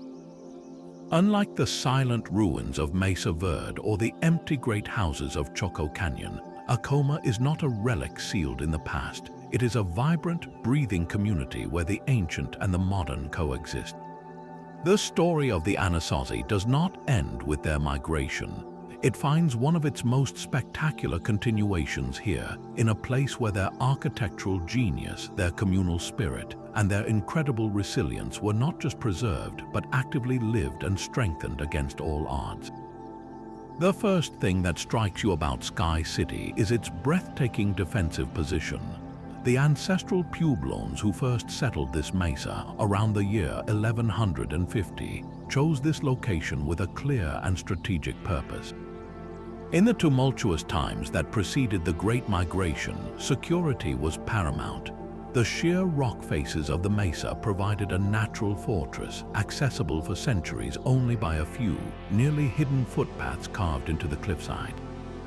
This was not a temporary refuge, but a permanent, highly defensible home. The very act of building a city on this summit was a declaration of resilience. It required an immense communal effort to haul every piece of building material, every log for roof beams, and every jar of water up to the top. This collective endeavor echoes the same coordinated labor that built the cliff dwellings, but here it was channeled into creating an enduring stronghold for their culture, a sanctuary high above the uncertainties of the world below. The architectural continuity at Acoma is instantly recognizable to anyone familiar with ancestral Puebloan sites, yet it has evolved into something uniquely its own. The homes are multi-story structures built from adobe and sandstone, with walls that are often several feet thick, providing insulation from the desert's extremes of heat and cold. The layout of the village, with its narrow, winding paths and shared plazas, fosters a deeply interconnected community life, much like the earlier villages of the Four Corners. But the most significant architectural feature, one that powerfully connects the past to the present, is the presence of the kivas. At Acoma, as in all Pueblo communities, the kiva remains the spiritual and ceremonial heart of the village. These subterranean chambers are where religious knowledge is preserved, ceremonies are performed, and the community's connection to the sacred is maintained. The unbroken use of the kiva for over 800 years is perhaps the single most powerful symbol of cultural continuity, a direct line from the great kivas of Chaco Canyon to the living spiritual practices of today. This continuity is not just about buildings, it is carried in the oral histories and the social structure of the Acoma people. Their traditional governance is matrilineal, with leadership and clan identity passing through the mother's line, a system that has its deep roots in the ancestral Puebloan world. The stories told by Acoma elders speak of a long migration to this mesa, guided by spiritual signs, mirroring the migration narratives of the Hopi and Zuni. For the people of Acoma, their history is not a mystery to be solved by archaeologists. It is the story of their own family, preserved across dozens of generations. They know exactly why their ancestors chose this formidable place, to protect their way of life, their language, and their ceremonies from the upheavals that were reshaping the Southwest. The mesa was not just a home, it was a fortress for their cultural soul, a chosen place to wait out the storm and ensure their survival. That survival was tested repeatedly throughout history, most notably with the arrival of Spanish colonists in the 16th century. The encounter was often violent, culminating in a brutal siege in 1599.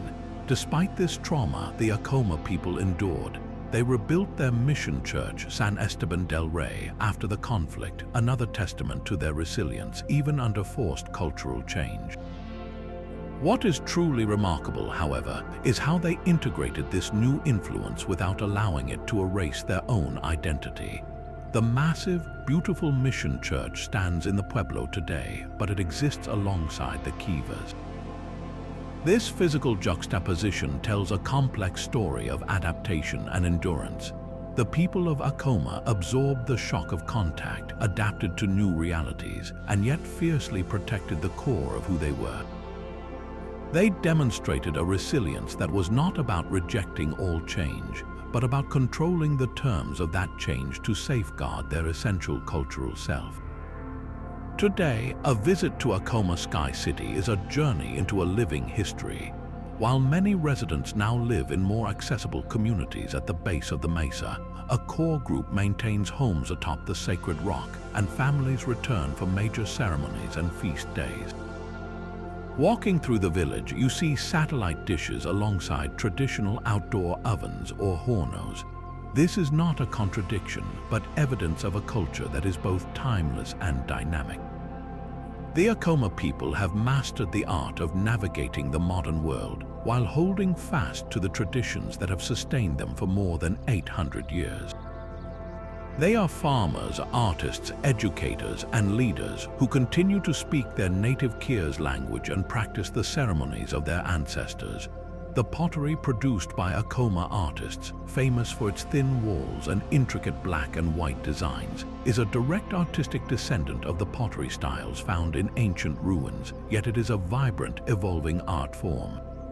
Acoma Sky City, therefore, offers the most compelling answer to the mystery of the Anasazi disappearance.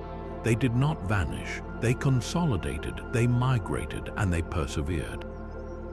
The same skills that allowed them to build Cliff Palace and orchestrate the Chaco system were channeled into building an unassailable community on a mesa top, a community that would outlast empires. The story of Acoma is the story of the ancestral Puebloan legacy in its most potent form, not as a vanished civilization, but as a living, breathing culture that has weathered climatic catastrophe, social upheaval, and historical trauma, emerging with its identity not just intact but strengthened. The silent, empty cities of the past can leave us with a sense of mystery and loss, but Acoma fills that silence with the sound of spoken language, the sight of daily life, and the undeniable presence of a people who are still here, a living bridge across 1,000 years of history. While the silent stones and scattered pottery of the Southwest have whispered clues for over a century, it is the hum of modern technology that is now amplifying those whispers into a clear, data-rich conversation. The mystery of the ancestral Puebloans is no longer solely in the hands of trowels and brushes. It is being unraveled with lasers, genetic sequencers, and satellite spectrometers, allowing us to see their world with a resolution that was unimaginable just a few decades ago. This isn't about replacing the careful work of traditional archaeology, but about equipping it with a powerful new set of senses, enabling us to peer through dense forests, read the history of a single cornfield, and trace the unbroken bloodlines that connect the past to the present. One of the most revolutionary of these new tools is LiDAR, which stands for light detection and ranging.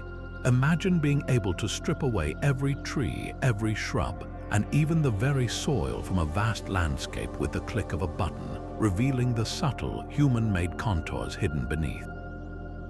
That is the magic of LiDAR. A plane or drone flies over a target area, firing hundreds of thousands of laser pulses per second at the ground. These pulses bounce back, and by measuring their return time, a computer can construct an exquisitely detailed, three-dimensional map of the bare earth, digitally deforesting the landscape. In the dense pinon juniper woodlands surrounding places like Chaco Canyon, this technology is revealing a world that was completely invisible from the ground.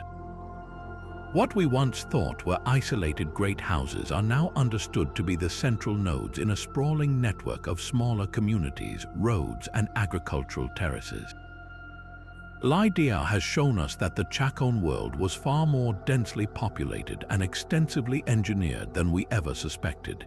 Hidden footpaths perfectly aligned with celestial events are now emerging from the digital terrain. Vast, previously unknown grids of agricultural check dams, designed to capture every drop of precious rainwater, are being mapped across entire watersheds.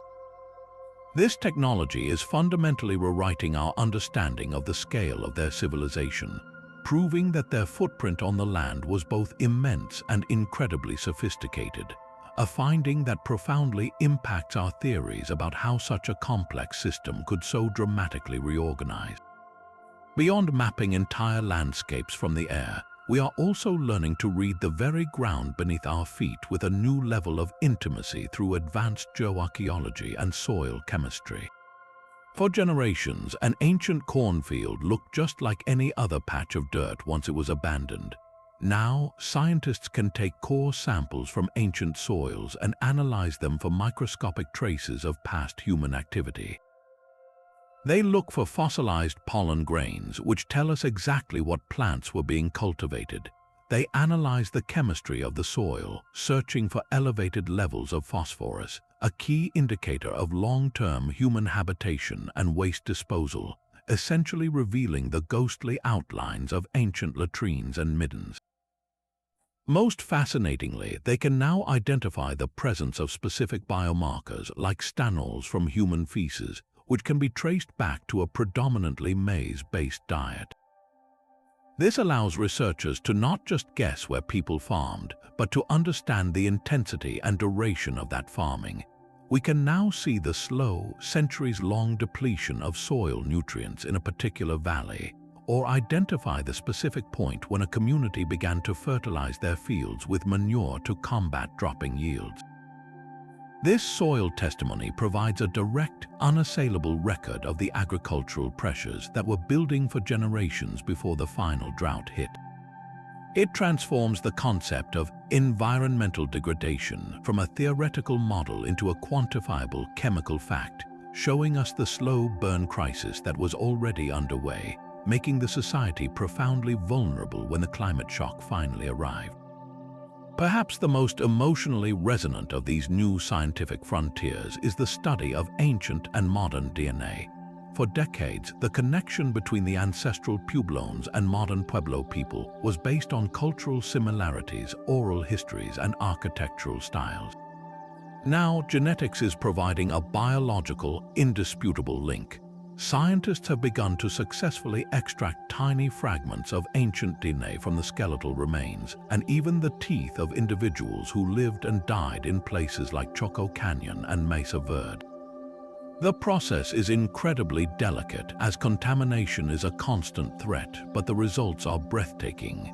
When this ancient DNA is compared to that of modern Pueblo tribal members, the genetic continuity is clear and powerful. The story written in the genes confirms the story told in the oral traditions. The people did not vanish, they moved, and their descendants are still here. This genetic evidence is allowing researchers to trace migration routes with unprecedented precision, understanding how different groups related to one another and how they interacted with other populations in the Southwest. It can even shed light on social structure. For instance, studies at Pueblo Bonito have suggested that the powerful elite buried in the rich crypt were matrilineal, with status and lineage passed through the mother's line, a practice that resonates with the social organization of many Pueblo tribes today. Furthermore, the analysis of dental calculus, the hardened plaque on ancient teeth, is opening a surprising window into their daily lives and even their sacred rituals. By sequencing the DNA trapped in this calculus, researchers can identify the very bacteria that lived in their mouths, revealing aspects of their health and diet. Even more remarkably, they can detect microscopic traces of what they consumed.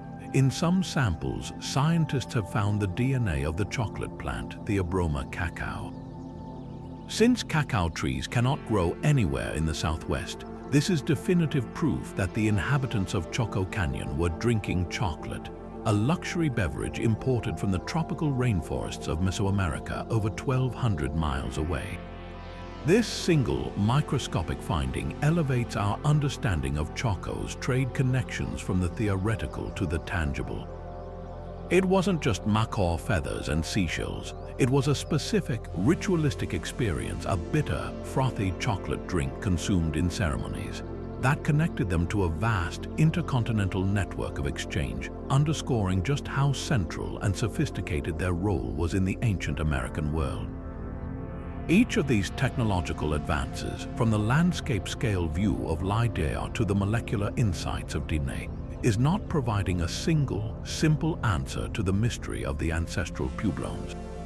Instead, they are adding layer upon layer of complexity, revealing a civilization of immense scale, profound agricultural ingenuity, and far-reaching connections, a society whose ultimate transformation was not a simple failure, but a nuanced and deeply human response to an interconnected web of environmental, social, and spiritual challenges.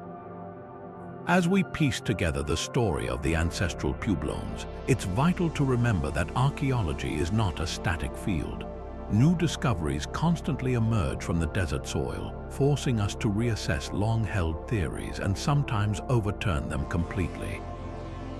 Recent excavations and technological advancements are painting a more nuanced picture, revealing a civilization that was even more resilient, adaptable, and complex than we previously imagined, challenging the very notion of a simple collapse driven by a single cause.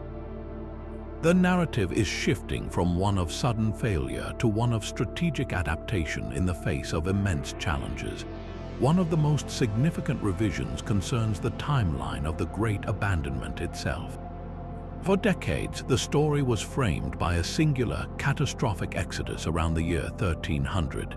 However, more precise tree ring dating from thousands of wooden beams is revealing a far more staggered and prolonged process.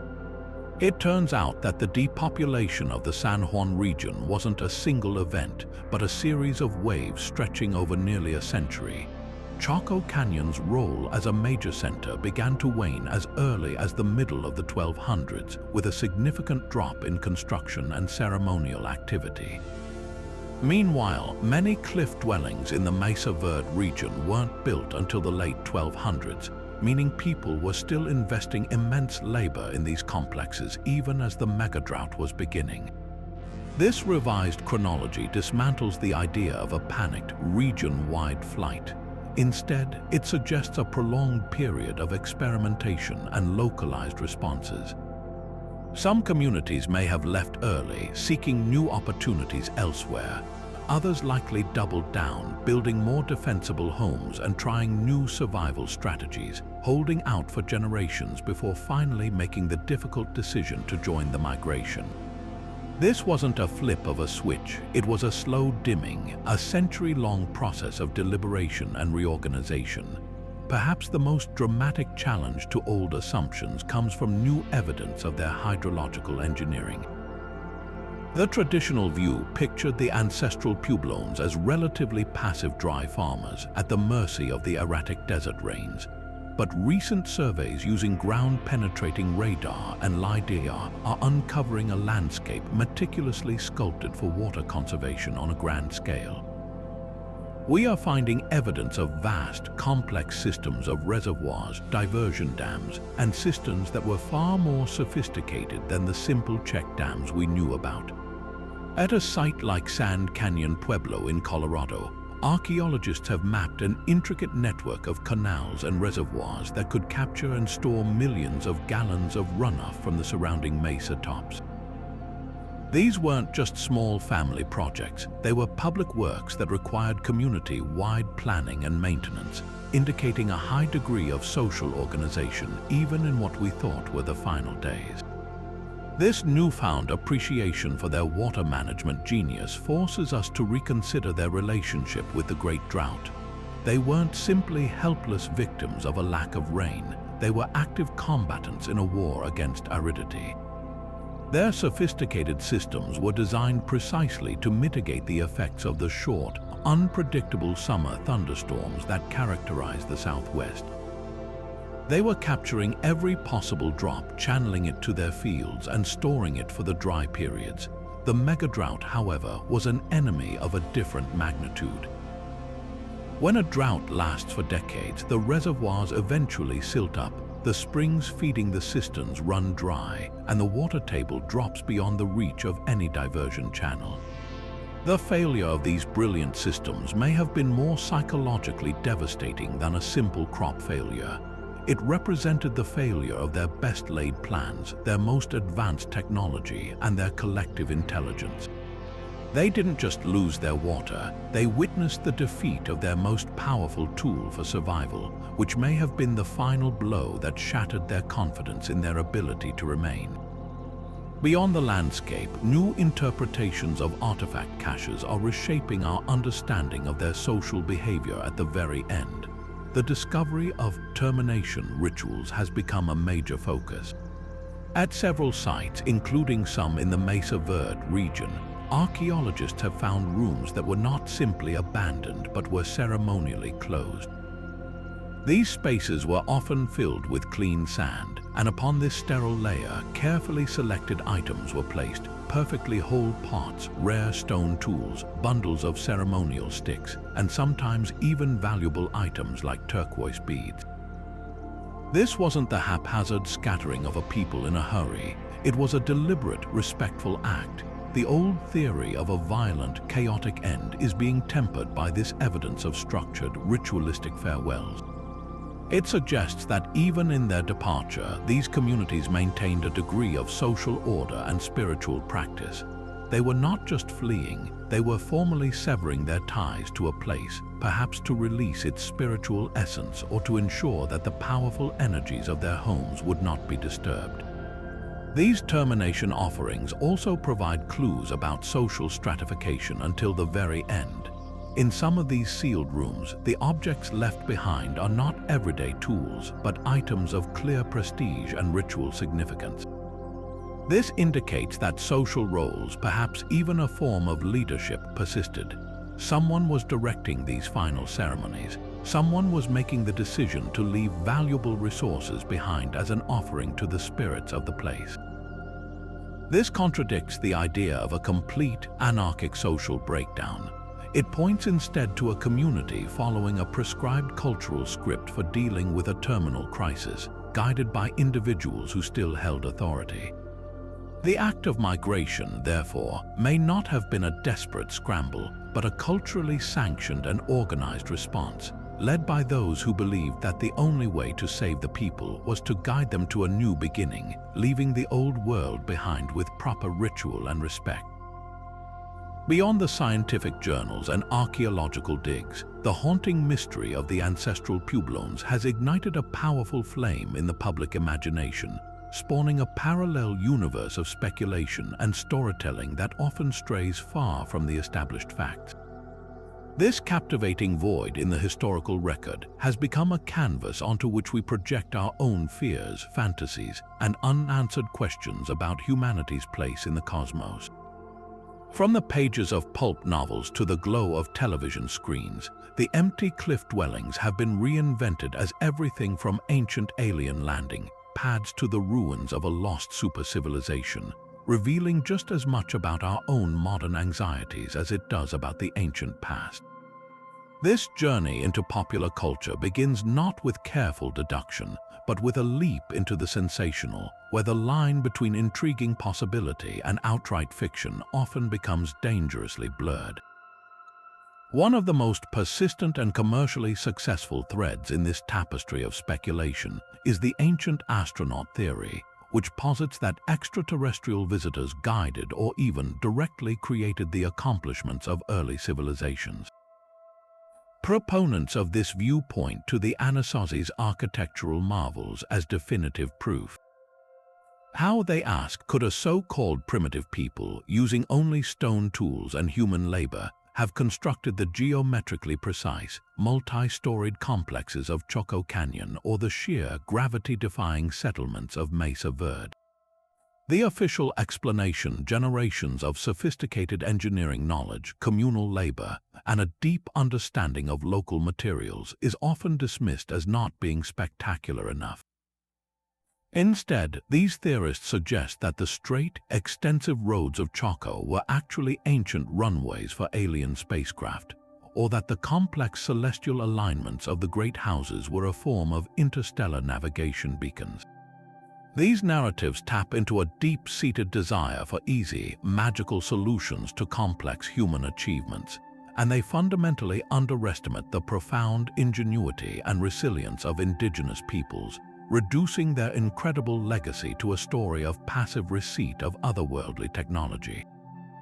This fascination with the extraterrestrial was powerfully amplified by television shows like Ancient Aliens, which packaged these speculations with dramatic music and compelling visuals for a mass audience.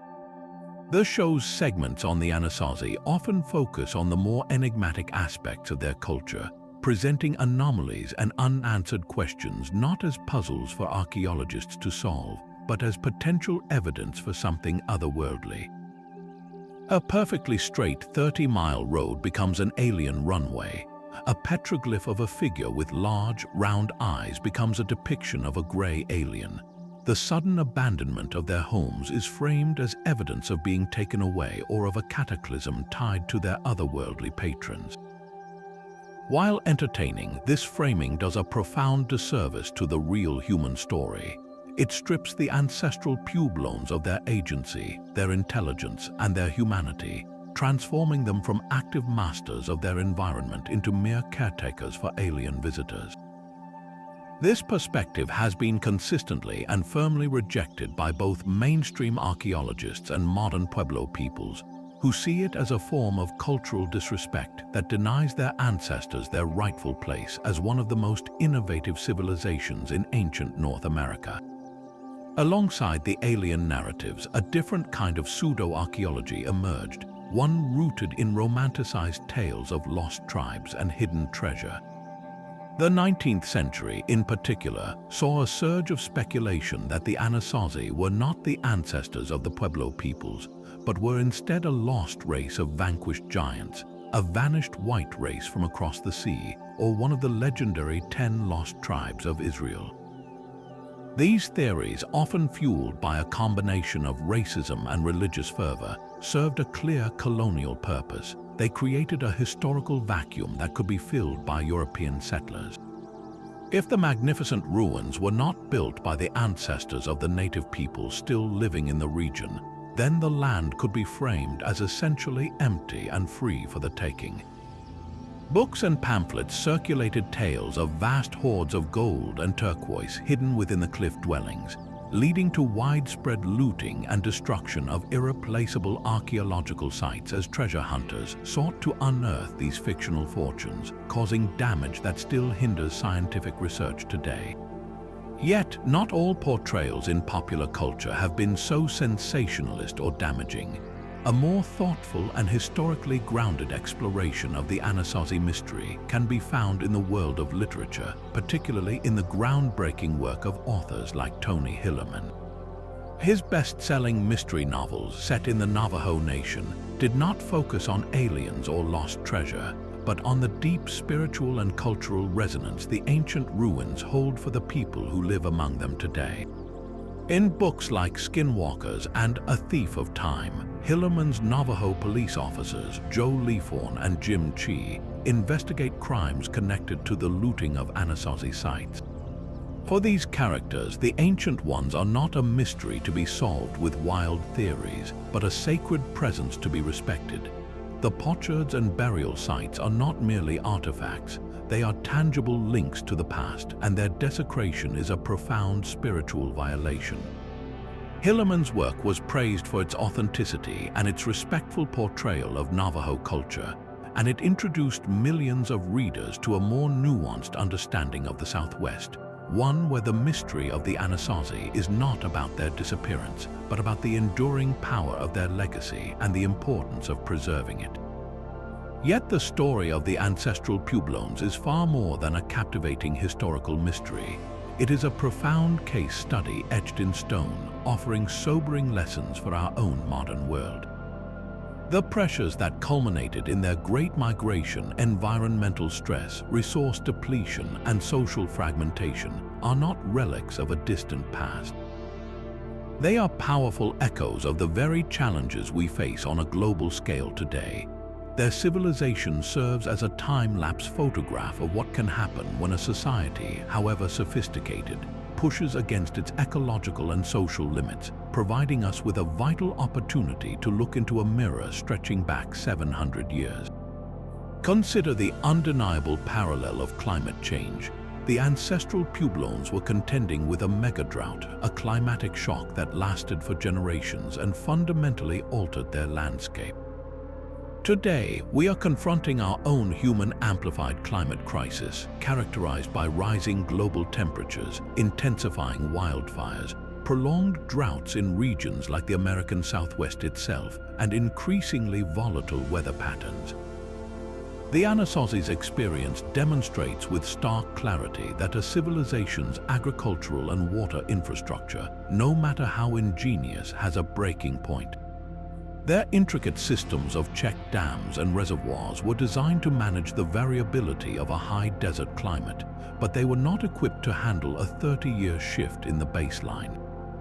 Our own modern marvels of engineering, vast dam networks, complex irrigation systems, and sprawling cities are being tested in similar ways. The lesson here is not that technology is futile, but that our systems must be built with a resilience that accounts for a climate that is no longer stable.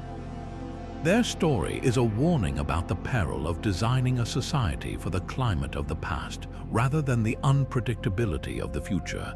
This leads directly to the issue of resource depletion. Evidence suggests the ancestral Puebloans, in their monumental building phases, may have overshot their local environment's carrying capacity, leading to deforestation and soil erosion. They were drawing down their natural capital, and when the drought hit, they had fewer reserves to fall back on.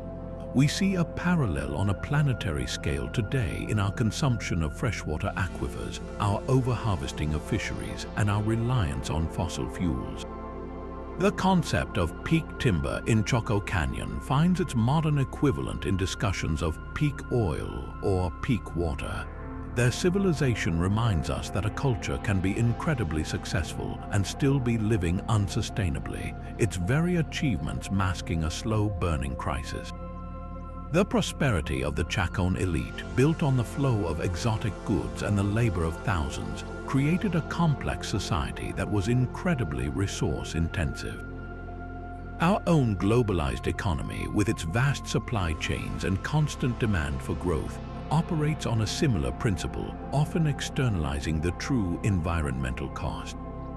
The Anasazi collapse suggests that the higher a civilization climbs, the more vulnerable it can become to disruptions in the resource base that supports it. Perhaps the most resonant lesson lies in the realm of social inequality and the fragility of the social contract. The archaeological evidence from Chaco Canyon points to a society with a powerful, possibly theocratic, elite whose authority was legitimized by their control over spiritual life and long-distance trade. This system likely functioned well in times of plenty, but when the droughts came and the prayers for rain failed, the legitimacy of that elite crumbled. The disparity between the lavish burial of two individuals in Pueblo Bonito and the simpler graves of the majority is a haunting artifact of this social stratification. We can see reflections of this dynamic in our own world, where growing economic inequality and a perceived loss of faith in institutions can lead to social unrest and political polarization. When a significant portion of the population feels that the system is no longer working for them, or that leaders are hoarding resources and privilege, the social fabric begins to tear. The ancestral Puebloans show us that a society is not just an economic or political entity. It is also a shared story, a collective agreement about how the world works and who benefits. When that story is contradicted by a harsh and unrelenting reality, when the rains don't come, or when the economy fails to provide, the agreement can shatter, sometimes violently. This confluence of environmental and social pressures forces societies to make agonizing choices. For the ancestral Puebloans, the choice was ultimately to migrate, to abandon their magnificent homes and the worldview that built them in order to survive as a culture. This was not a failure of courage, but an astonishing act of collective adaptation. They chose cultural survival over monumental permanence. This presents us with a challenging question. What difficult choices might our own global civilization have to confront? Will we have the wisdom and the collective will to make proactive, transformative changes to our energy systems, our economies, and our social structures? Or will we, like the inhabitants of the cliff dwellings, be forced into reactive, drastic measures by escalating crises? Their story suggests that the most resilient societies are not necessarily the most powerful or grandiose, but the most adaptable, those willing to let go of unsustainable practices and reinvent themselves. Ultimately, the legacy of the ancestral Puebloans is a testament to human resilience in the face of existential threats. They did not vanish, they transformed. They carried the core of their knowledge, their beliefs, and their community structures to new lands where they built a future that endures to this day. This is the most hopeful lesson we can take from their story. Collapse is not always an ending. It can be a painful but necessary transition. It forces a reckoning, a shedding of what is no longer viable, and a rediscovery of what is truly essential. Their journey from the silent cities of the Four Corners to the living pueblos of the Rio Grande and the Hopi Mesas is a powerful narrative of survival through change. It reminds us that the goal is not to build a civilization that is forever frozen in stone, but to cultivate a culture that is resilient enough to evolve, to learn from its environment, and to make the difficult choices required to endure for generations yet to come. So, as we bring this exploration to a close, what are we to make of the silent cities and the great departure of the ancestral Puebloans? The evidence we've sifted through doesn't point to a single, simple villain. Instead, it reveals a tragic and intricate symphony of collapse where each movement amplified the next. The relentless, generation-spanning megadrought provided the brutal, inescapable backdrop, a climatic catastrophe that turned a challenging environment into an impossible one. Yet, this environmental shock landed on a society already leaning precariously. Centuries of monumental construction and intensive farming had stressed the local resources, thinning forests and depleting soils, leaving their world with less resilience to absorb the blow. This environmental strain then shattered the complex social and political systems that held their civilization together. The hierarchical power of the great houses, built on control of trade and spiritual authority, crumbled when the priests could no longer summon the rains and the flow of exotic goods dried up. This loss of faith and leadership, in turn, fractured communities, likely fueling the terrifying violence and conflict we see etched into the bones at places like Cowboy Wash. In the end, it was this perfect storm, a convergence of environmental, social, and spiritual crises, that made staying in their ancestral homeland an untenable choice. The collapse was not one cause, but a chain reaction of failures, each one turning the screw a little tighter. This understanding transforms the very word disappearance from a mystery of vanishment into a story of profound adaptation. The ancestral Puebloans did not evaporate into the desert air. They made a conscious, collective decision to walk away from a model of life that was no longer sustainable. They voted with their feet, embarking on one of the most significant migrations in North American history. They left behind the monumental scale of Chaco and the defensive fortresses of Mesa, Verde, not as a sign of defeat, but as a strategic withdrawal. They carried the essential core of their culture, their agricultural knowledge, their clan systems, their spiritual beliefs south and east to the life-giving waters of the Rio Grande and the high mesas of the Hopi lands. There, they reconstituted their world, not as a replica of the old, but as something new, often more egalitarian and community-focused. The magnificent, centralized theocracy gave way to the resilient, decentralized pueblo. The legacy of the Anasazi, therefore, is not found in silent stones, but in the vibrant, living cultures of their descendants, the Hopi, the Zuni, the Acoma, and the Rio Grande Pueblos. Their story is not one of an ending, but of a painful yet successful transformation, a testament to the incredible resilience of the human spirit in the face of existential challenge. This ancient history holds up a distant mirror to our own modern world, reflecting challenges that feel unnervingly familiar. We too face the escalating pressures of climate change, with its own patterns of deepening drought and extreme weather. We grapple with concerns about resource depletion and environmental degradation on a global scale, and we navigate our own complex social landscapes where questions of inequality, leadership, and the very fabric of our communal trust are constantly tested. The story of the ancestral Puebloans does not offer a prophecy, but a poignant case study. It reminds us that civilizations are dynamic, and that their longevity depends not on rigid permanence, but on the capacity for adaptation, on the wisdom to recognize when old ways are failing, and on the courage to make difficult choices to ensure a future.